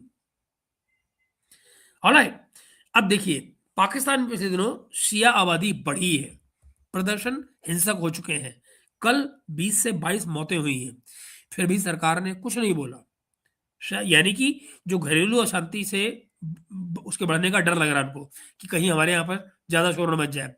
फॉरेन ऑफिस ने एक प्रेस रिलीज में दोनों तरफ के हमलों की निंदा की, सुनिए ना, दोनों तरफ के हमलों की, डिप्लोमेसी की सराहना की, लेकिन कोई बड़ा स्टैंड नहीं लिया। ये डिप्लोमेटिक टाइट रोप है। यानी ईरान से बॉर्डर लग रहा है, तो इसलिए गल्फ से रेमिटेंसेस आती हैं, वहां पे पाकिस्तानी वर्कर काम कर रहे हैं। अमेरिका से एड, यानी कि प्रदर्शन बढ़े तो यहाँ पे दबाव आएगा सरकार पे। कुल मिलाकर ये तमाम साइलेंस, सतर्कता पाकिस्तान की विदेश नीति है, उसको मुश्किल हालत में दिखा रही है कि वहाँ मुश्किलात पैदा हो चुके हैं। अगर आज कोई और स्टेट आएगा भी अपडेट, तो मैं आपको वो अगले वीडियो में दूंगा। लेकिन मोदी जी की इजराइल की टाइमिंग जरूर याद करिएगा, जरूर याद रखिएगा। ये मोदी जी जो गए हैं वो बड़े खतरनाक टाइम पे गए हैं। 25-26 फरवरी 2026 को इसराइल गए, ठीक। 2017 के बाद में उनका दूसरा दौरा था। इजरायली जो प्राइम मिनिस्टर थे, उन्होंने उसकी मुलाकात की, हॉलोकॉस्ट मेमोरियल गए, याद वशेम कहते हैं उसको, और क्नेसेट में उन्होंने अपना भाषण दिया। दोनों देशों ने डिफेंस, एआई, एग्रीकल्चर, इनोवेशन पर एग्रीमेंट साइन किए, ठीक। ये सब कुछ चल रहा था हंकी डोरी, है ना। फिर आप ये देखिए, 26 फरवरी को मोदी लौटे, गौर से सुनिएगा, 26 को लौटे, उसके 2 दिन बाद 28 की रात और 1 को हमला हो गया। ऑपरेशन क्या था, ऑपरेशन रोअरिंग लॉयन, ये उसका नाम दिया गया यहाँ से, इजराइल से। एपिक फ्यूरी कहा गया, अमेरिका की तरफ से नाम दिया गया। ये टाइमिंग वाकई में एक्चुअली सस्पिशियस लगती है, मोदी जी का जाना आना एंड ऑल दैट, और लड़ाई की शुरुआत। और जो कांग्रेसी भी शोर वोर मचा रहे हैं, हालांकि मैं उनकी स्टेटमेंट देके उनको उनकी वैल्यू नहीं बढ़ाने वाला कि उन्होंने क्या बोला है, फालतू की बातें। तो मित्रों, क्या दोनों देशों ने प्लान आपस में शेयर किए? पॉसिबिलिटी बनती है। क्यों? भारत इजराइल के रिश्ते बहुत मजबूत हैं, डिफेंस कोऑपरेशन है, spike missiles, drones, intelligence sharing सब चलता है। मोदी और नेतन्याहू की जो ब्रोमांस है उसको बड़ा मशहूर है। और ये दौरा एक ऐसे समय पे हुआ है दोस्तों जब इस पूरे के पूरे इलाके में टेंशन हाई थी। अगर प्लान शेयर किए गए तो ये स्ट्रेटेजिक कोऑर्डिनेशन हो सकता है, ये कोई पब्लिक इशू नहीं है, बड़ी सीधी सी बात है। ये स्पेकुलेशन हो सकती है, बियॉन्ड कुछ नहीं, इससे ज़्यादा होना भी नहीं चाहिए। और फिर ये क्या दिखाता है कि अगर शेयरिंग हुई भी तो भारत की जो साइलेंस है, भारत की जो चुप्पी है, वो इसको छिपाने की कोशिश लग सकती है। लेकिन ये रिस्की होगा क्योंकि भारत जो है वो ईरान से भी जुड़ा हुआ है, तो फिर वो मामला गड़बड़ हो जाएगा वहाँ पे। भारत की जो चुप्पी है या रिएक्शन है जो हम देख रहे हैं, दरअसल भारत ने ऐतिहासिक रूप से 1 मार्च को रिएक्ट किया था। एमईए ने गहरी चिंता दिखाई। ये गहरी चिंता, रिग्रेट इसको कंडेम मत समझ लेना। दोनों पक्षों से संयम की अपील की, लो और विवाद और कूटनीति पे जोर दिया। चलो, यूएई के प्रेसिडेंट से मोदी जी ने बात की और गल्फ देशों पर जो ईरानी हमला है उसकी निंदा की, साथ ही भारत की कोऑपरेशन दिखाई। खामेनेई की मौत पर कोई स्पेसिफिक बयान नहीं आया। इन जनरल ईरान पर बात की गई, उसकी मौत पर बयान नहीं आया। अमेरिका जो है वो इसराइल को डायरेक्ट ब्लेम नहीं कर रहा है। वो उसको कहना है कि भाई ये साइलेंस है, आप कहो हम आपको भी दे देंगे कुछ बम, यू नो जिसको भी चाहिए हो, इसराइल को चाहिए हो, इनको ईरान को चाहिए हो तो वो भी देने को तैयार है। हमारे बन जाओ तो ले लो। भारत की जो पॉलिसी है बेसिकली बैलेंसिंग एक्ट है दोस्तों, बड़ी सीधी सी बात है। इसराइल से डिफेंस करना है, गल्फ से रेमिटेंसेस के पैसे लेने हैं, हमारे लोग हैं वहाँ पे, और 1 करोड़ से ज़्यादा भारतीय गल्फ में रह रहा है। ईरान से स्ट्रेटेजिक टूल्स हैं, यानी कि जो आपको तमाम हथियार चलाने के लिए चाहिए।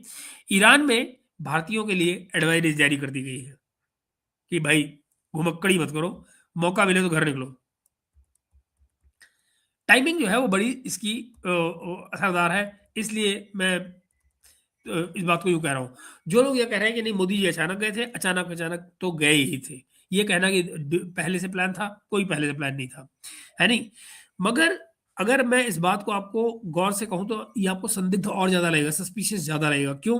दौरा अचानक हुआ, मोदी के लौटने के ठीक 2 दिन बाद हमला हुआ, ईरान पर हमले जो शुरू हुए वो इशारा करते हैं कि दोनों पक्षों ने प्लान भी शेयर किए, क्योंकि दौरा डिफेंस और सिक्योरिटी के ऑपरेशन पर ही फोकस था। मोदी ने क्रेसेंट में जो स्पीच की, वहां पर टेररिज्म कहीं भी हो, ये बात कही है मोदी जी ने वहां पे, टेररिज्म कहीं भी हो, हर जगह वो शांति के लिए खतरा ही होता है। अब आप जोड़ के देख लीजिए सारे घटनाक्रम को।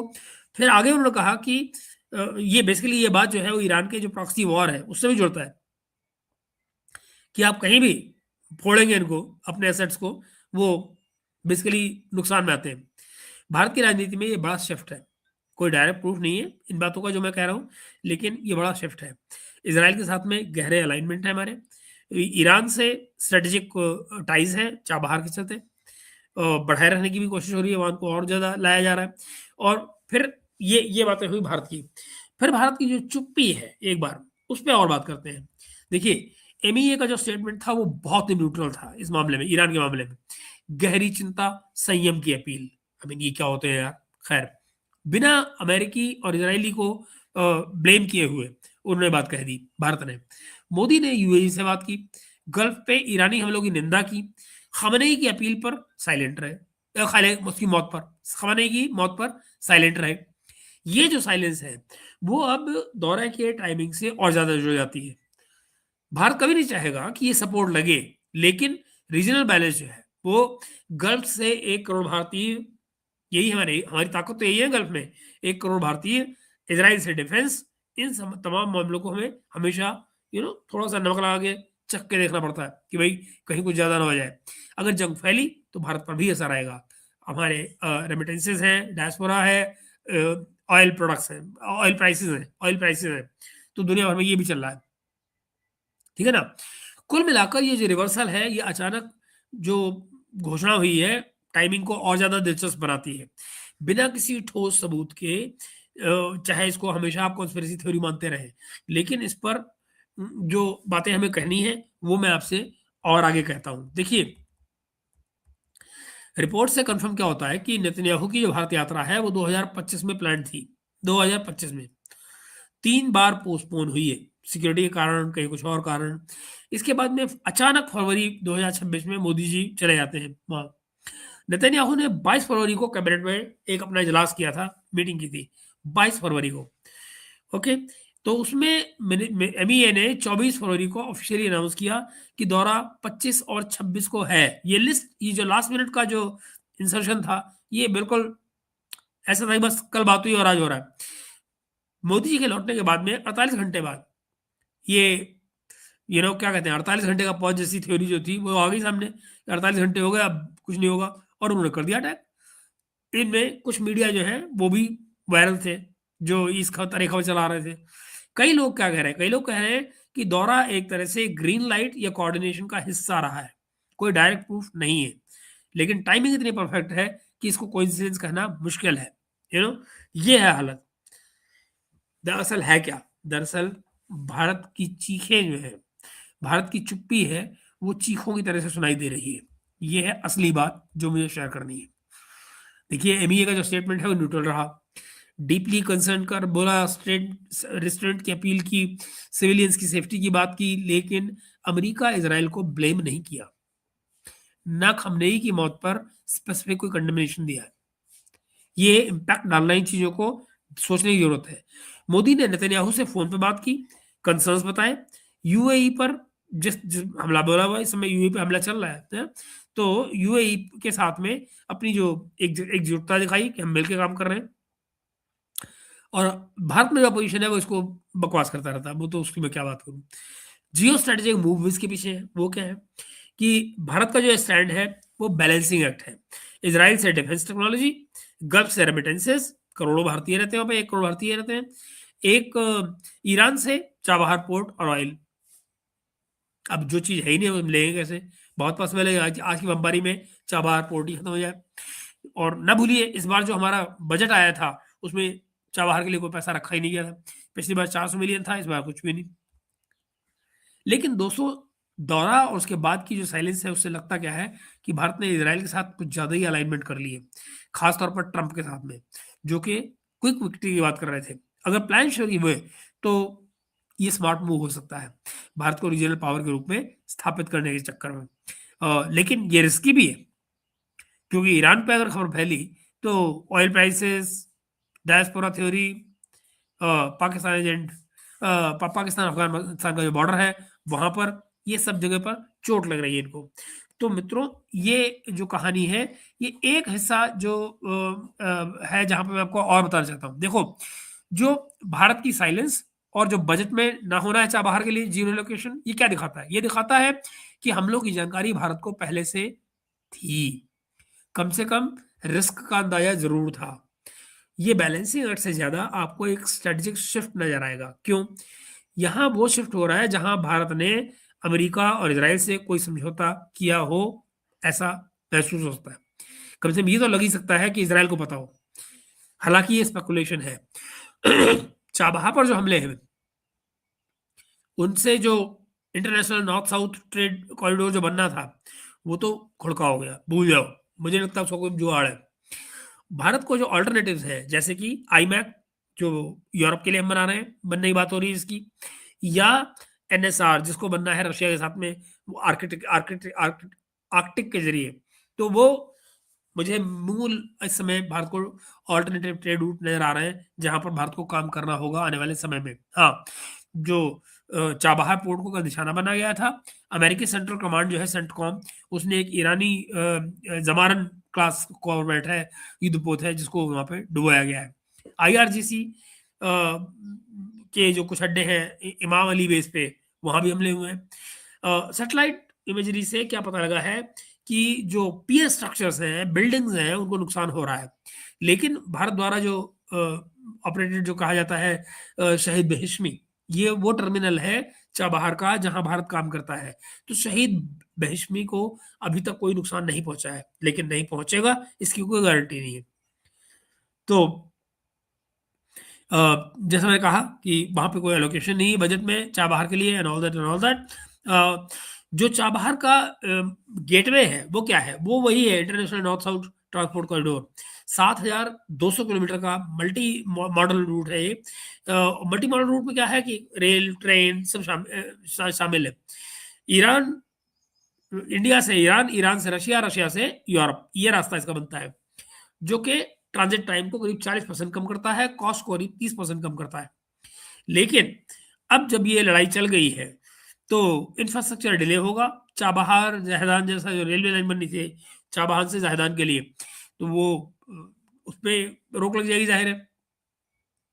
सैंक्शंस आएंगे, अस्थिरता आएगी, और जो international north south transport corridor है, मुझे तो वो पाइप ड्रीम से ज़्यादा कुछ नया नहीं आ रहा है। It looks like a pipe dream now.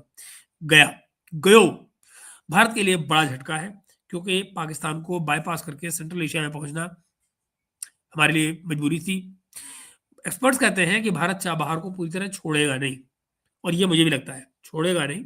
यही है कि मौके का इंतजार करेगा, ये लड़ाई खत्म होएगी, अमेरिका से रीनेगोशिएट होगा, और कोई ना कोई टाइम फ्रेम बन जाएगा या कोई तरीका बन जाएगा, डिपेंडिंग अपॉन कि ईरान के अंदर सरकार कौन बनाता है, किस किस्म के लोग बनाते हैं, उनका भारत से क्या लेने देना होगा, और फिर उसी मुताबिक बजट ग्रांट हो जाएगा। तब तक नया बजट आने की तैयारी भी हो जाएगी। जो आईमैक है दोस्तों, जो मेन अल्टरनेटिव है बेसिकली, ये रेड सी और सुएज जो कनाल है उसकी उससे बचाता है, बेसिकली टाइम कम करता है। सालाना करीब 5.4 बिलियन सालाना सेविंग दे सकता है जो लोग यहाँ से जो इसको यूज करेंगे। 5.4 बिलियन, 5.5 बिलियन लगा लो। भारत के लिए चाइना की जो BRI वाला जो है उसका काउंटर है BRI का। अमेरिका इजराइल गल्फ अलाइनमेंट इससे बढ़ता है। एक्सपर्ट्स कहते हैं कि ईरानी संघर्ष से भारत IMEC पर ज्यादा फोकस करेगा, जो मिडिल ईस्ट के लिए जो कॉरिडोर बन रहा है यूरोप के लिए।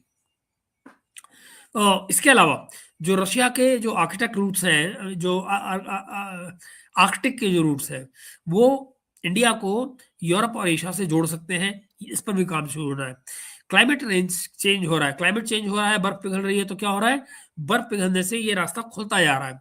INST का जो ऑल्टरनेटिव है वो इसको माना जा सकता है, लेकिन ईरान से ये इंडिपेंडेंट है, इसका ईरान से कोई लेना देना नहीं है। रशिया इसको बेसिकली आईमैक्स से इंटीग्रेट करने की बात कर रहा है, लेकिन भारत के लिए ये ट्रेन अभी बिल्कुल शुरुआती रास्ते पे है। एनर्जी और ट्रेड के लिए पोटेंशियल है, लेकिन जो इंफ्रा और जियोपॉलिटिकल रिस्क वो बाकायदा मौजूद है, तो ये तमाम किस्से चल रहे हैं। देखिए भारत को का मैं आपको क्या कहूँ कि 2026-27 में बजट से इनको जब बाहर किया गया था, अंदाजा आना शुरू हो गया था कि कुछ होने जा रहा है ना। लेकिन और जीरो एलोकेशन का मतलब भी ये नहीं है कि मतलब ये कि नई फंडिंग नहीं है। आगे कोई भी एक्शन होता है, चाहे रीएडजस्टमेंट हो, एक्सपेंशन हो, तो भारत फिर पिक्चर में आ जाएगा। हम लोग की बात की जो हालत है वो चाबहार की, वो क्या हालत है चाबहार में। देखिए कल इजरायली हमलों ने चाबहार इलाका को टारगेट किया है। IRGC के नेवी बेस उसको मारा गया है, एक जमानन क्लास उनका जहाज था उसको मारा गया है। भारत द्वारा जो है एक ऑपरेटेड एक वो है, क्या कहते हैं, शहीद बेहशमी, ये वो पोर्ट है चाबहार का जहां हम बैठे हुए या बैठे हुए थे, उसको अभी कोई चोट नहीं लगी है टर्मिनल को, तो अभी ये रीयूजेबल है बड़े आराम से। तो मित्रों मुझे लगता ये है कि कुछ ना कुछ यहाँ पर ऐसा हुआ है कुल मिलाकर, जिसको एक जिसको आप देख सकते हैं ये भारत की जानकारी में था।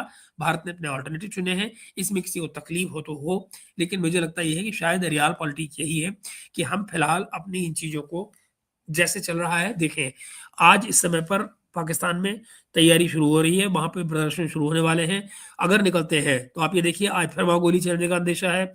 अगर हुआ तो ये चीजें भड़क रही होंगी। जो स्टेबल अपने आसपास स्टेबिलिटी है वो सपना बन रही है। ईरान में कुछ भी स्टेबल नहीं, पाकिस्तान में कोई स्टेबिलिटी नहीं। अब बचा क्या है हमारे लिए? जो बाकी के मुल्क हैं वो चुपचाप बैठे हैं, मगर इकोनॉमिकली वो ज्यादा कमजोर हैं। तो इसमें अब हमको कोई हेजेमोन कहे, कहीं को कुछ कहे, कहता रहे, लेकिन सच्चाई ये है कि हम अपने आप को बैलेंस करने की कोशिश कर रहे हैं दुनिया की उन बड़ी ताकतों से जो हमारे साथ में ऊपर बैठी हुई है। चाइना हुआ, रशिया हुआ, अमेरिका हुआ, हमें इनको बैलेंस करके चलना पड़ेगा और हम उसी राह पे चल रहे हैं। तो मित्रों मुझे लगता है कि ये वीडियो हो गया बहुत ज़्यादा लंबा। इसको मैं आपके थोड़े से सवाल ले लेता हूँ और क्योंकि कितना, अरे बाप रे, 1 घंटा 19 मिनट, तभी मैं कहूँ मुझे थकान क्यों हो रही है। हम फिर आगे और बात करेंगे। आइए आपकी बातें करते हैं कुछ। डेट भाई, आपको मैंने ये शुरू में ही आपके सवाल का जवाब दे दिया था, शुरू करने से पहले ही। और आपका जो कंसर्न है वो बिल्कुल जायज़ है, बिल्कुल, इसमें कहीं कोई दो राय नहीं है। कृतिका बेटा नमस्ते। चिराग पटेल जी राम राम। चिराग भाई, आपकी बहुत सारी ईमेल मुझे आई हैं, मैं आज कोशिश करूंगा कि लंच के बाद पर उस पर काम करूं। सर क्या अब ईरान ऑल आउट जा रहा है? बिल्कुल जा रहा है चंदन, बिल्कुल जा रहा है, और कुछ चारा ही नहीं है। ये गलतफहमी है लोगों की, जिनको ये लगता है कि ईरान चुप होकर बैठेगा। कुछ भी नहीं है।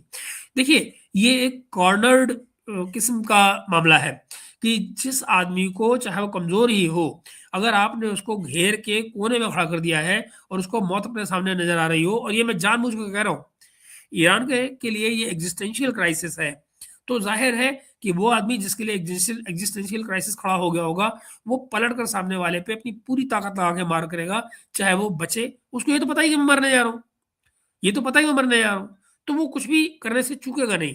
And that is what is happening in case of. Ji.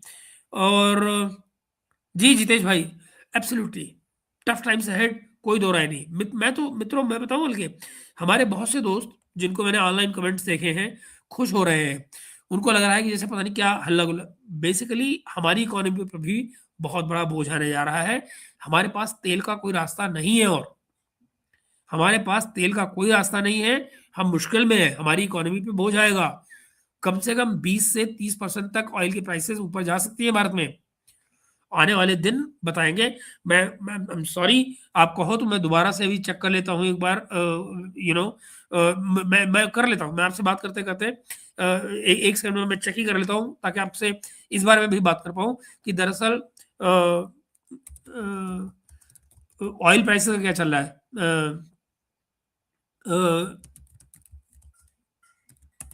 Just second, मैं अभी आपको देखता हूँ कि क्या है, क्योंकि ये बड़ा इंपॉर्टेंट है। हाँ लीजिए मित्रों, आ गई सिचुएशन। जो ऑयल सिचुएशन है आज, वो बिल्कुल हाईली वोलेटाइल बता रहे हैं, और प्राइसेस लगातार ऊपर जा रहे हैं, एस्केलेटिंग मिडिल ईस्ट के कॉन्फ्लिक्ट के चक्कर में, जाहिर है।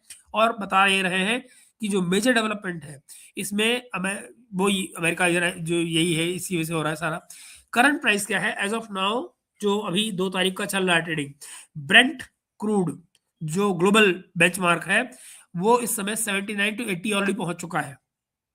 समझ रहे हो, ये कहाँ 60s में था, इस समय 79 to 80 बैरल पहुंच चुका है।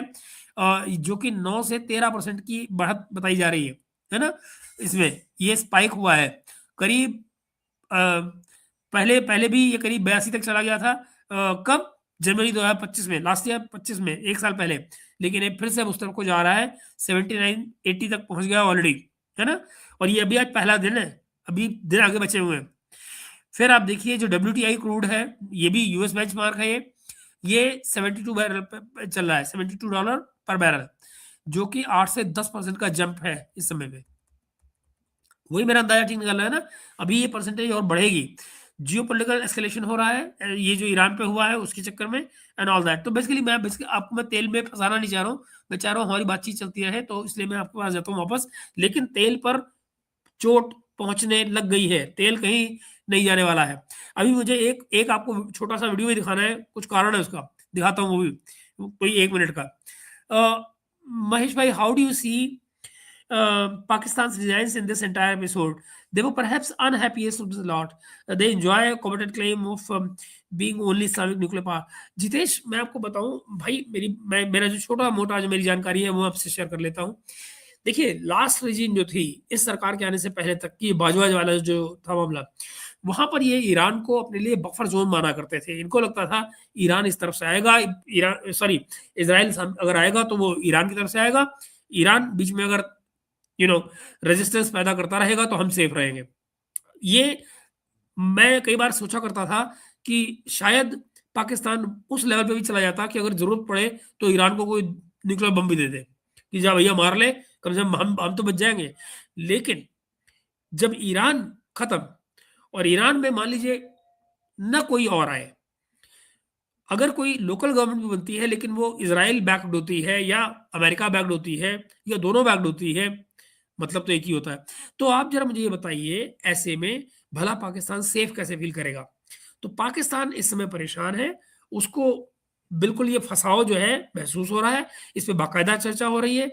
हमने जो बातों पे चर्चा नहीं की है, फॉर एग्जाम्पल मोदी जी की बजट टाइमिंग और जो उसमें निकल कर आया वो इसराइल को, मगर इसको बाकायदा पाकिस्तान में गौर से देखा गया है, उस पर बहुत गंभीर चर्चाएं भी हुई हैं और उनको इससे डर भी लग रहा है।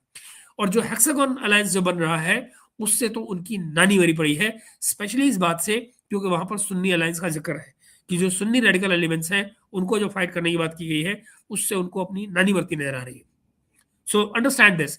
सेकेंडली, उसका जो फायदा हो रहा है हेक्सागन अलायंस का इस सारे खेल में, वो यूएई को हो रहा है, जिसको सऊदी अरब ने बिल्कुल अभी बिल्कुल लिटरली कुत्ते की तरह से कह दिया था, 24 घंटे में भागो यहां से, ही तो बहुत मारेंगे। और उनको भागना पड़ा था यमन से, राइट? जबूती से भी भागे वो। तो ये सारा खेल जो है, एक बार इसराइल का ये हेक्सागोन अलायंस जैसे फॉर्मलाइज होएगा, तो आप पाएंगे यूएई जैसे कंट्रीज जो है ये फोर फ्रंट पे आ जाएंगे। इस अलायंस में कहीं जो है, जो भारत में जो डिफेंस डेवलपमेंट हो रही है, टेक्नोलॉजी डेवलप हो रही है, उसमें भी यूएई इंटरेस्टेड है और पैसा लगा रहा है। They are part of it. तो ये तमाम चीजें साइड बाय साइड चल रही हैं, तो उससे क्या होगा कि जो सिमिलर इंटरेस्ट के जो लोग हैं जो इस हेक्सागोन अलायंस में आ रहे हैं, वो सब के सब एक साथ होंगे, और आप पाएंगे कि ये कुछ उसी तरह का अलायंस बनेगा कि किसी भी एक देश पर हमला जो है वो दूसरे पे हमला माना जाएगा। नतीजा ये कि ये जो आपका पाकिस्तान और सऊदी अरब वाला जो अलायंस है, वो तो गया चूल्हे में। और आप ये देखिए, इस समय अफगानिस्तान से लड़ रहा है पाकिस्तान, क्या सऊदी अरब आया? नको, नहीं आया। आगे देखते जाओ। ओके। विकास जी कह रहे हैं हमारे, भारत सरकार ने जो स्टेटमेंट दिया है अमेरिका इसराइल को, वो कमाल की लग रही है। बहुत कोई नहीं बता रहा है भारत के कुछ कोई नहीं बता रहा है भारत है किसके पक्ष में। बिल्कुल ठीक बात है, एग्जैक्टली ये बड़ा ही बैलेंसिंग किस्म का दिया गया है, जिसमें कि कोई किसी के पक्ष में है ही नहीं। भाई वो फलस्तीन सपोर्ट करते हैं, हम्म फलस्तीन को सपोर्ट करते हैं, इसराइल को, ईरान पे हमले हो रहे हैं, ओहो हो बहुत बुरा हुआ। भैया देखो, कड़ी निंदा करना, और ये अब ये फैशन हो गया है। This is not the era of war. Modi ji बोल के आए थे ना इनको, इसराइल को बोलो जरा, this is not the era of war. कोई नहीं बोलेगा। वो बात तब की थी, गई, खत्म, फिनितो, कोई नहीं होने वाला। ये सब अब ऐसे ही चलेगा भाई। और ये जो बैलेंसिंग एक्ट है, ये समय की जरूरत है, ये समय की जरूरत है विकास भाई। इसमें हम कांग्रेसी जो बात कर रहे हैं वो बकवास है। हम ताल ठोक कर यहाँ पर आगे आना पागलपना है। यू नो वो जो उस जमाने के जो वो पहले वाले वो राजपूत होते थे ना कि नहीं नहीं गर्दन कट जाएगी लेकिन झुकाएंगे नहीं, तो भैया कट गई, कट गई, नहीं बची। जो स्ट्रेटेजी होती है वो यही होती है, आप कमजोर पड़ रहे हैं, 2 कदम पीछे आइए, तैयार होइए, दोबारा जाइए, फिर लड़िए और मारिए, राइट? यही तरीका होता है लड़ने का। वहां पे अगर आप ईगो लेकर बैठ जाएंगे तो ईगो और स्ट्रेटेजी दो अलग अलग चीजें हैं, समझिए। भारत इस समय जो कर रहा है ये एक स्ट्रेटेजिक शिफ्ट है, ये एक स्ट्रेटेजिक शिफ्ट है। हमें अपनी लॉन्जेविटी को बढ़ाना है भाई, अपने देश को देखना है, हमारे 1.5 बिलियन जो जो जो लोग हैं इनको देखना है, हमें उनके लिए काम करना है, किसी और के लिए नहीं। और बाकी लोग भी यही कर रहे हैं by the way.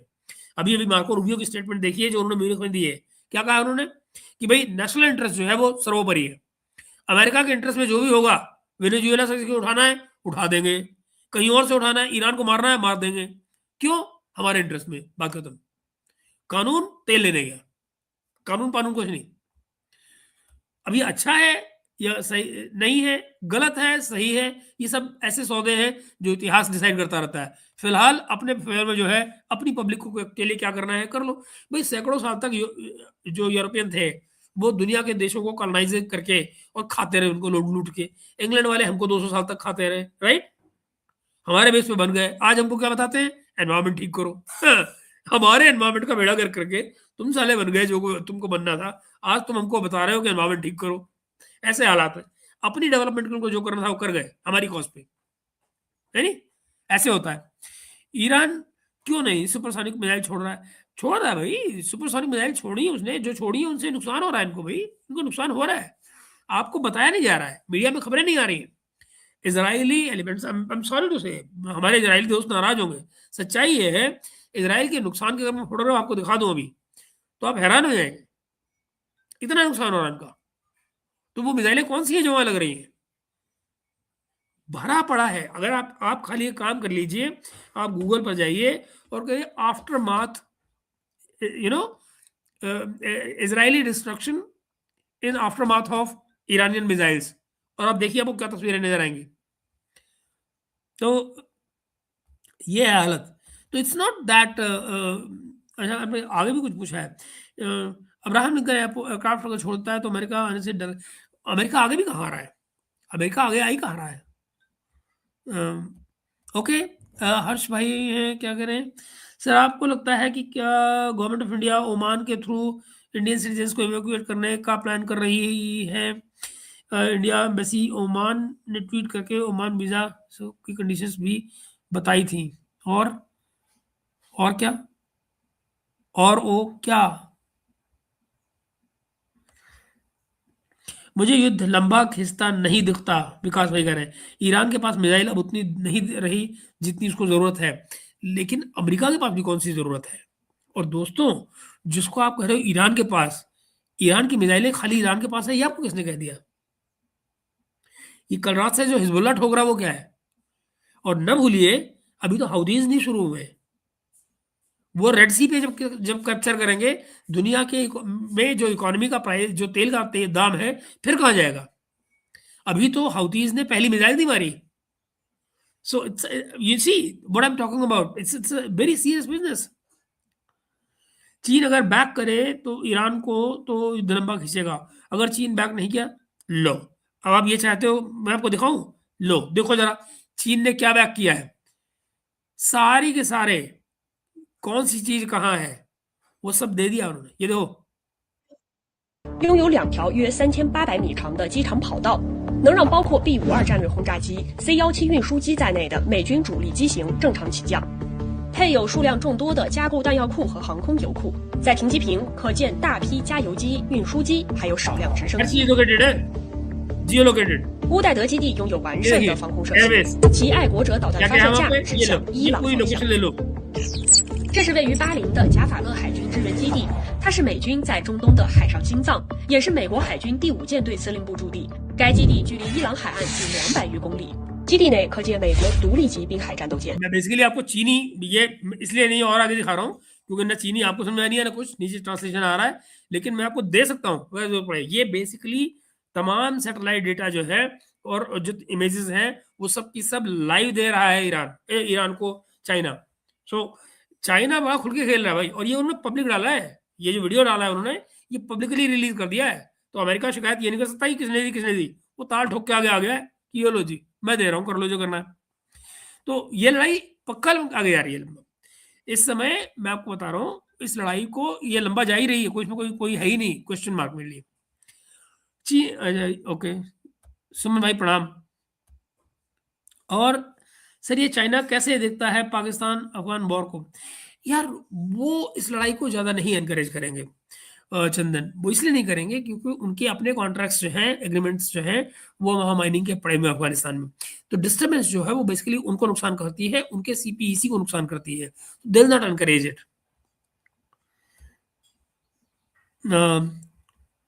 And then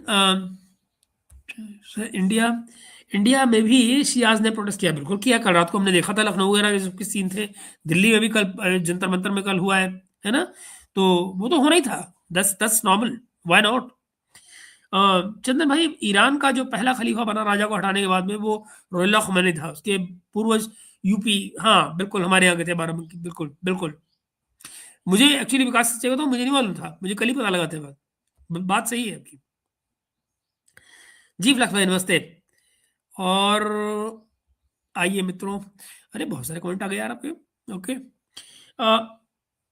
हाँ बिल्कुल, इंडियन कनेक्शन। पुतिन कह रहे हैं कि हमने ईरान को ज्वाइंट एयर डिफेंस बनाने का प्रस्ताव रखा था, ईरान ने मना कर दिया था। ये पुरानी बात है सागर, ये पुरानी बात है, बहुत पुरानी बात है। दोष उस पुरुष का नहीं माना जाएगा और बस उसको, ये क्या आ गया? ये कहां से क्या आ गया है, आई डोंट नो। इससे पहले वाला कमेंट आपका नहीं आया विकास। निष्क्रिय लिखी है ईरानी कानून में जो तहरुल वसीला जी।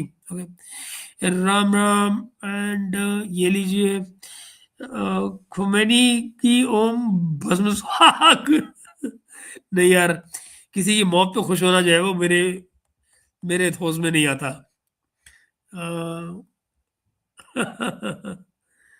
नहीं खैर वो तो है ही। सारे ब्रदर्स मिलके हेक्सागन बना रहे हैं। जिनकी खून जल रहा है यार, क्या करें लोग, जिनका खून जल रहा है वो बोलेंगे ही ना।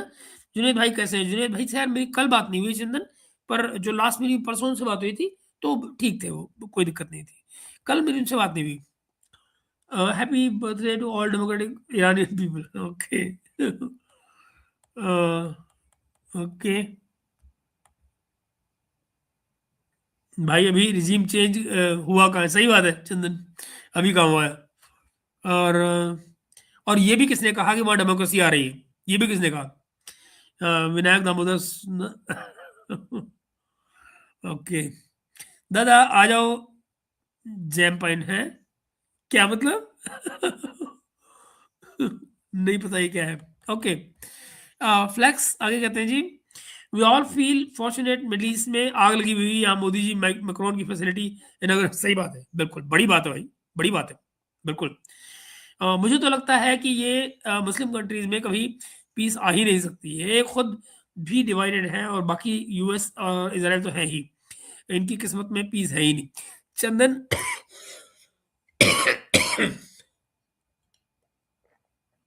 सीरियसली बताऊं मैं आपको, मैं पहले भी कहता रहा हूं आपसे कि जो भी लैंग्वेज हो, कोई भी फिलोसफी हो, जहां एक काफिर वाफिर जैसी चीजें होती हैं, वहां पीस का तो कोई व्यवस्था ही नहीं ना। जब आप ये मान लें कि सब लोगों को मेरे जैसा होना चाहिए, जो मेरे जैसा नहीं है वो काफिर है, मारो, वो जो काफिर है वो वाजिबुल कत्ल है, क्या मतलब बना यार इसका? तो ऐसे में शांति कहां से आएगी? तो सर मार्क कैनी विजिट पर क्या बन रहा है? चलो इस पे आज शाम को बात कर लेते हैं, है ना? डिटेल प्रोग्राम बना लेते हैं इसके ऊपर। बलूचिस्तान बनाओ बलूचिस्तान, अफगानिस्तान सेंट्रल एशिया जाएंगे। जी बिल्कुल, बिल्कुल ठीक बात है। उम्मीद करो बलूचिस्तान जल्दी आजाद हो।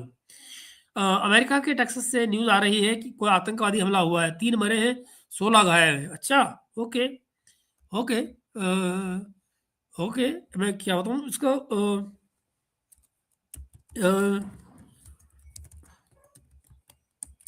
एक से एक सेकंड में जस्ट कंफर्म करने की कोशिश कर रहा हूँ कि सम डेथ्स,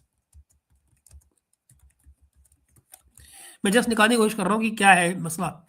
ओके, और आपके कमेंट्स, हाँ हाँ है भाई, है भाई,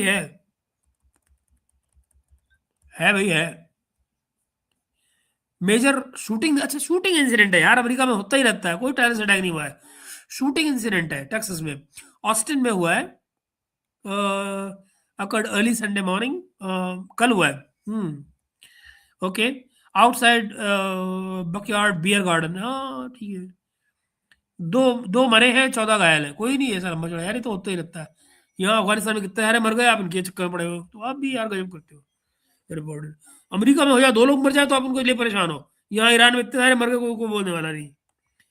ओके, ईरान से कोई न्यूज बाहर आ ही नहीं रही, नहीं ऐसा नहीं है, सोशल मीडिया पे तो आ ही रही है, ऐसा नहीं है, न्यूज तो आ रही है और लोग हैं वहाँ। बिहारी बाबू क्या करें, लखनऊ में शिया मुस्लिम के अगेंस्ट, शिया मुस्लिम सुन्नी के अगेंस्ट प्रोटेस्ट कर रहा है, ये कहाँ है? उन्होंने इसकी मौत के खिलाफ प्रोटेस्ट किया है, सुन्नी के खिलाफ कहाँ से प्रोटेस्ट कर दिया है? यहाँ भी भाई भाई पटना में फुलवारी शरीफ में शिया सुन्नी झड़प, ओए अच्छा, पथराव हुआ है, एक रोड है उसके दोनों तरफ शिया और दूसरी तरफ सुन्नी रहते हैं, ओ शाबाश, ऐसा बढ़िया पड़ोस हमारी झड़प, अरे अरे ओ गॉड गॉड गॉड, ओ ये तो दिस गजब news. Okay, so do you think Shias are loyal to India genuinely, and they are loyal because majority of the Muslims in India are Sunni? Sunnis were given free hand by politicians for power. genuinely, or they are loyal because majority of them of Muslims in India are Sunni. अब ये क्या बात हुई? इस बात का logic क्या है भाई? मतलब कोई अगर आपके अगेंस्ट है, भारत की गवर्नमेंट सुन्नियों को खुला हाथ दे रही है, तो शिया जो है वो भारत के लॉयल कैसे हो जाएगा? ये कौन सा लॉजिक है भाई, ट्विस्टेड किस्म का। ओके, विकास श्रीवास्तव जी कह रहे हैं, क्या आपको लगता है बहुसंख्यक मुस्लिम भारत के समर्थक है? बिल्कुल नहीं, ना, बिल्कुल नहीं, कतई नहीं।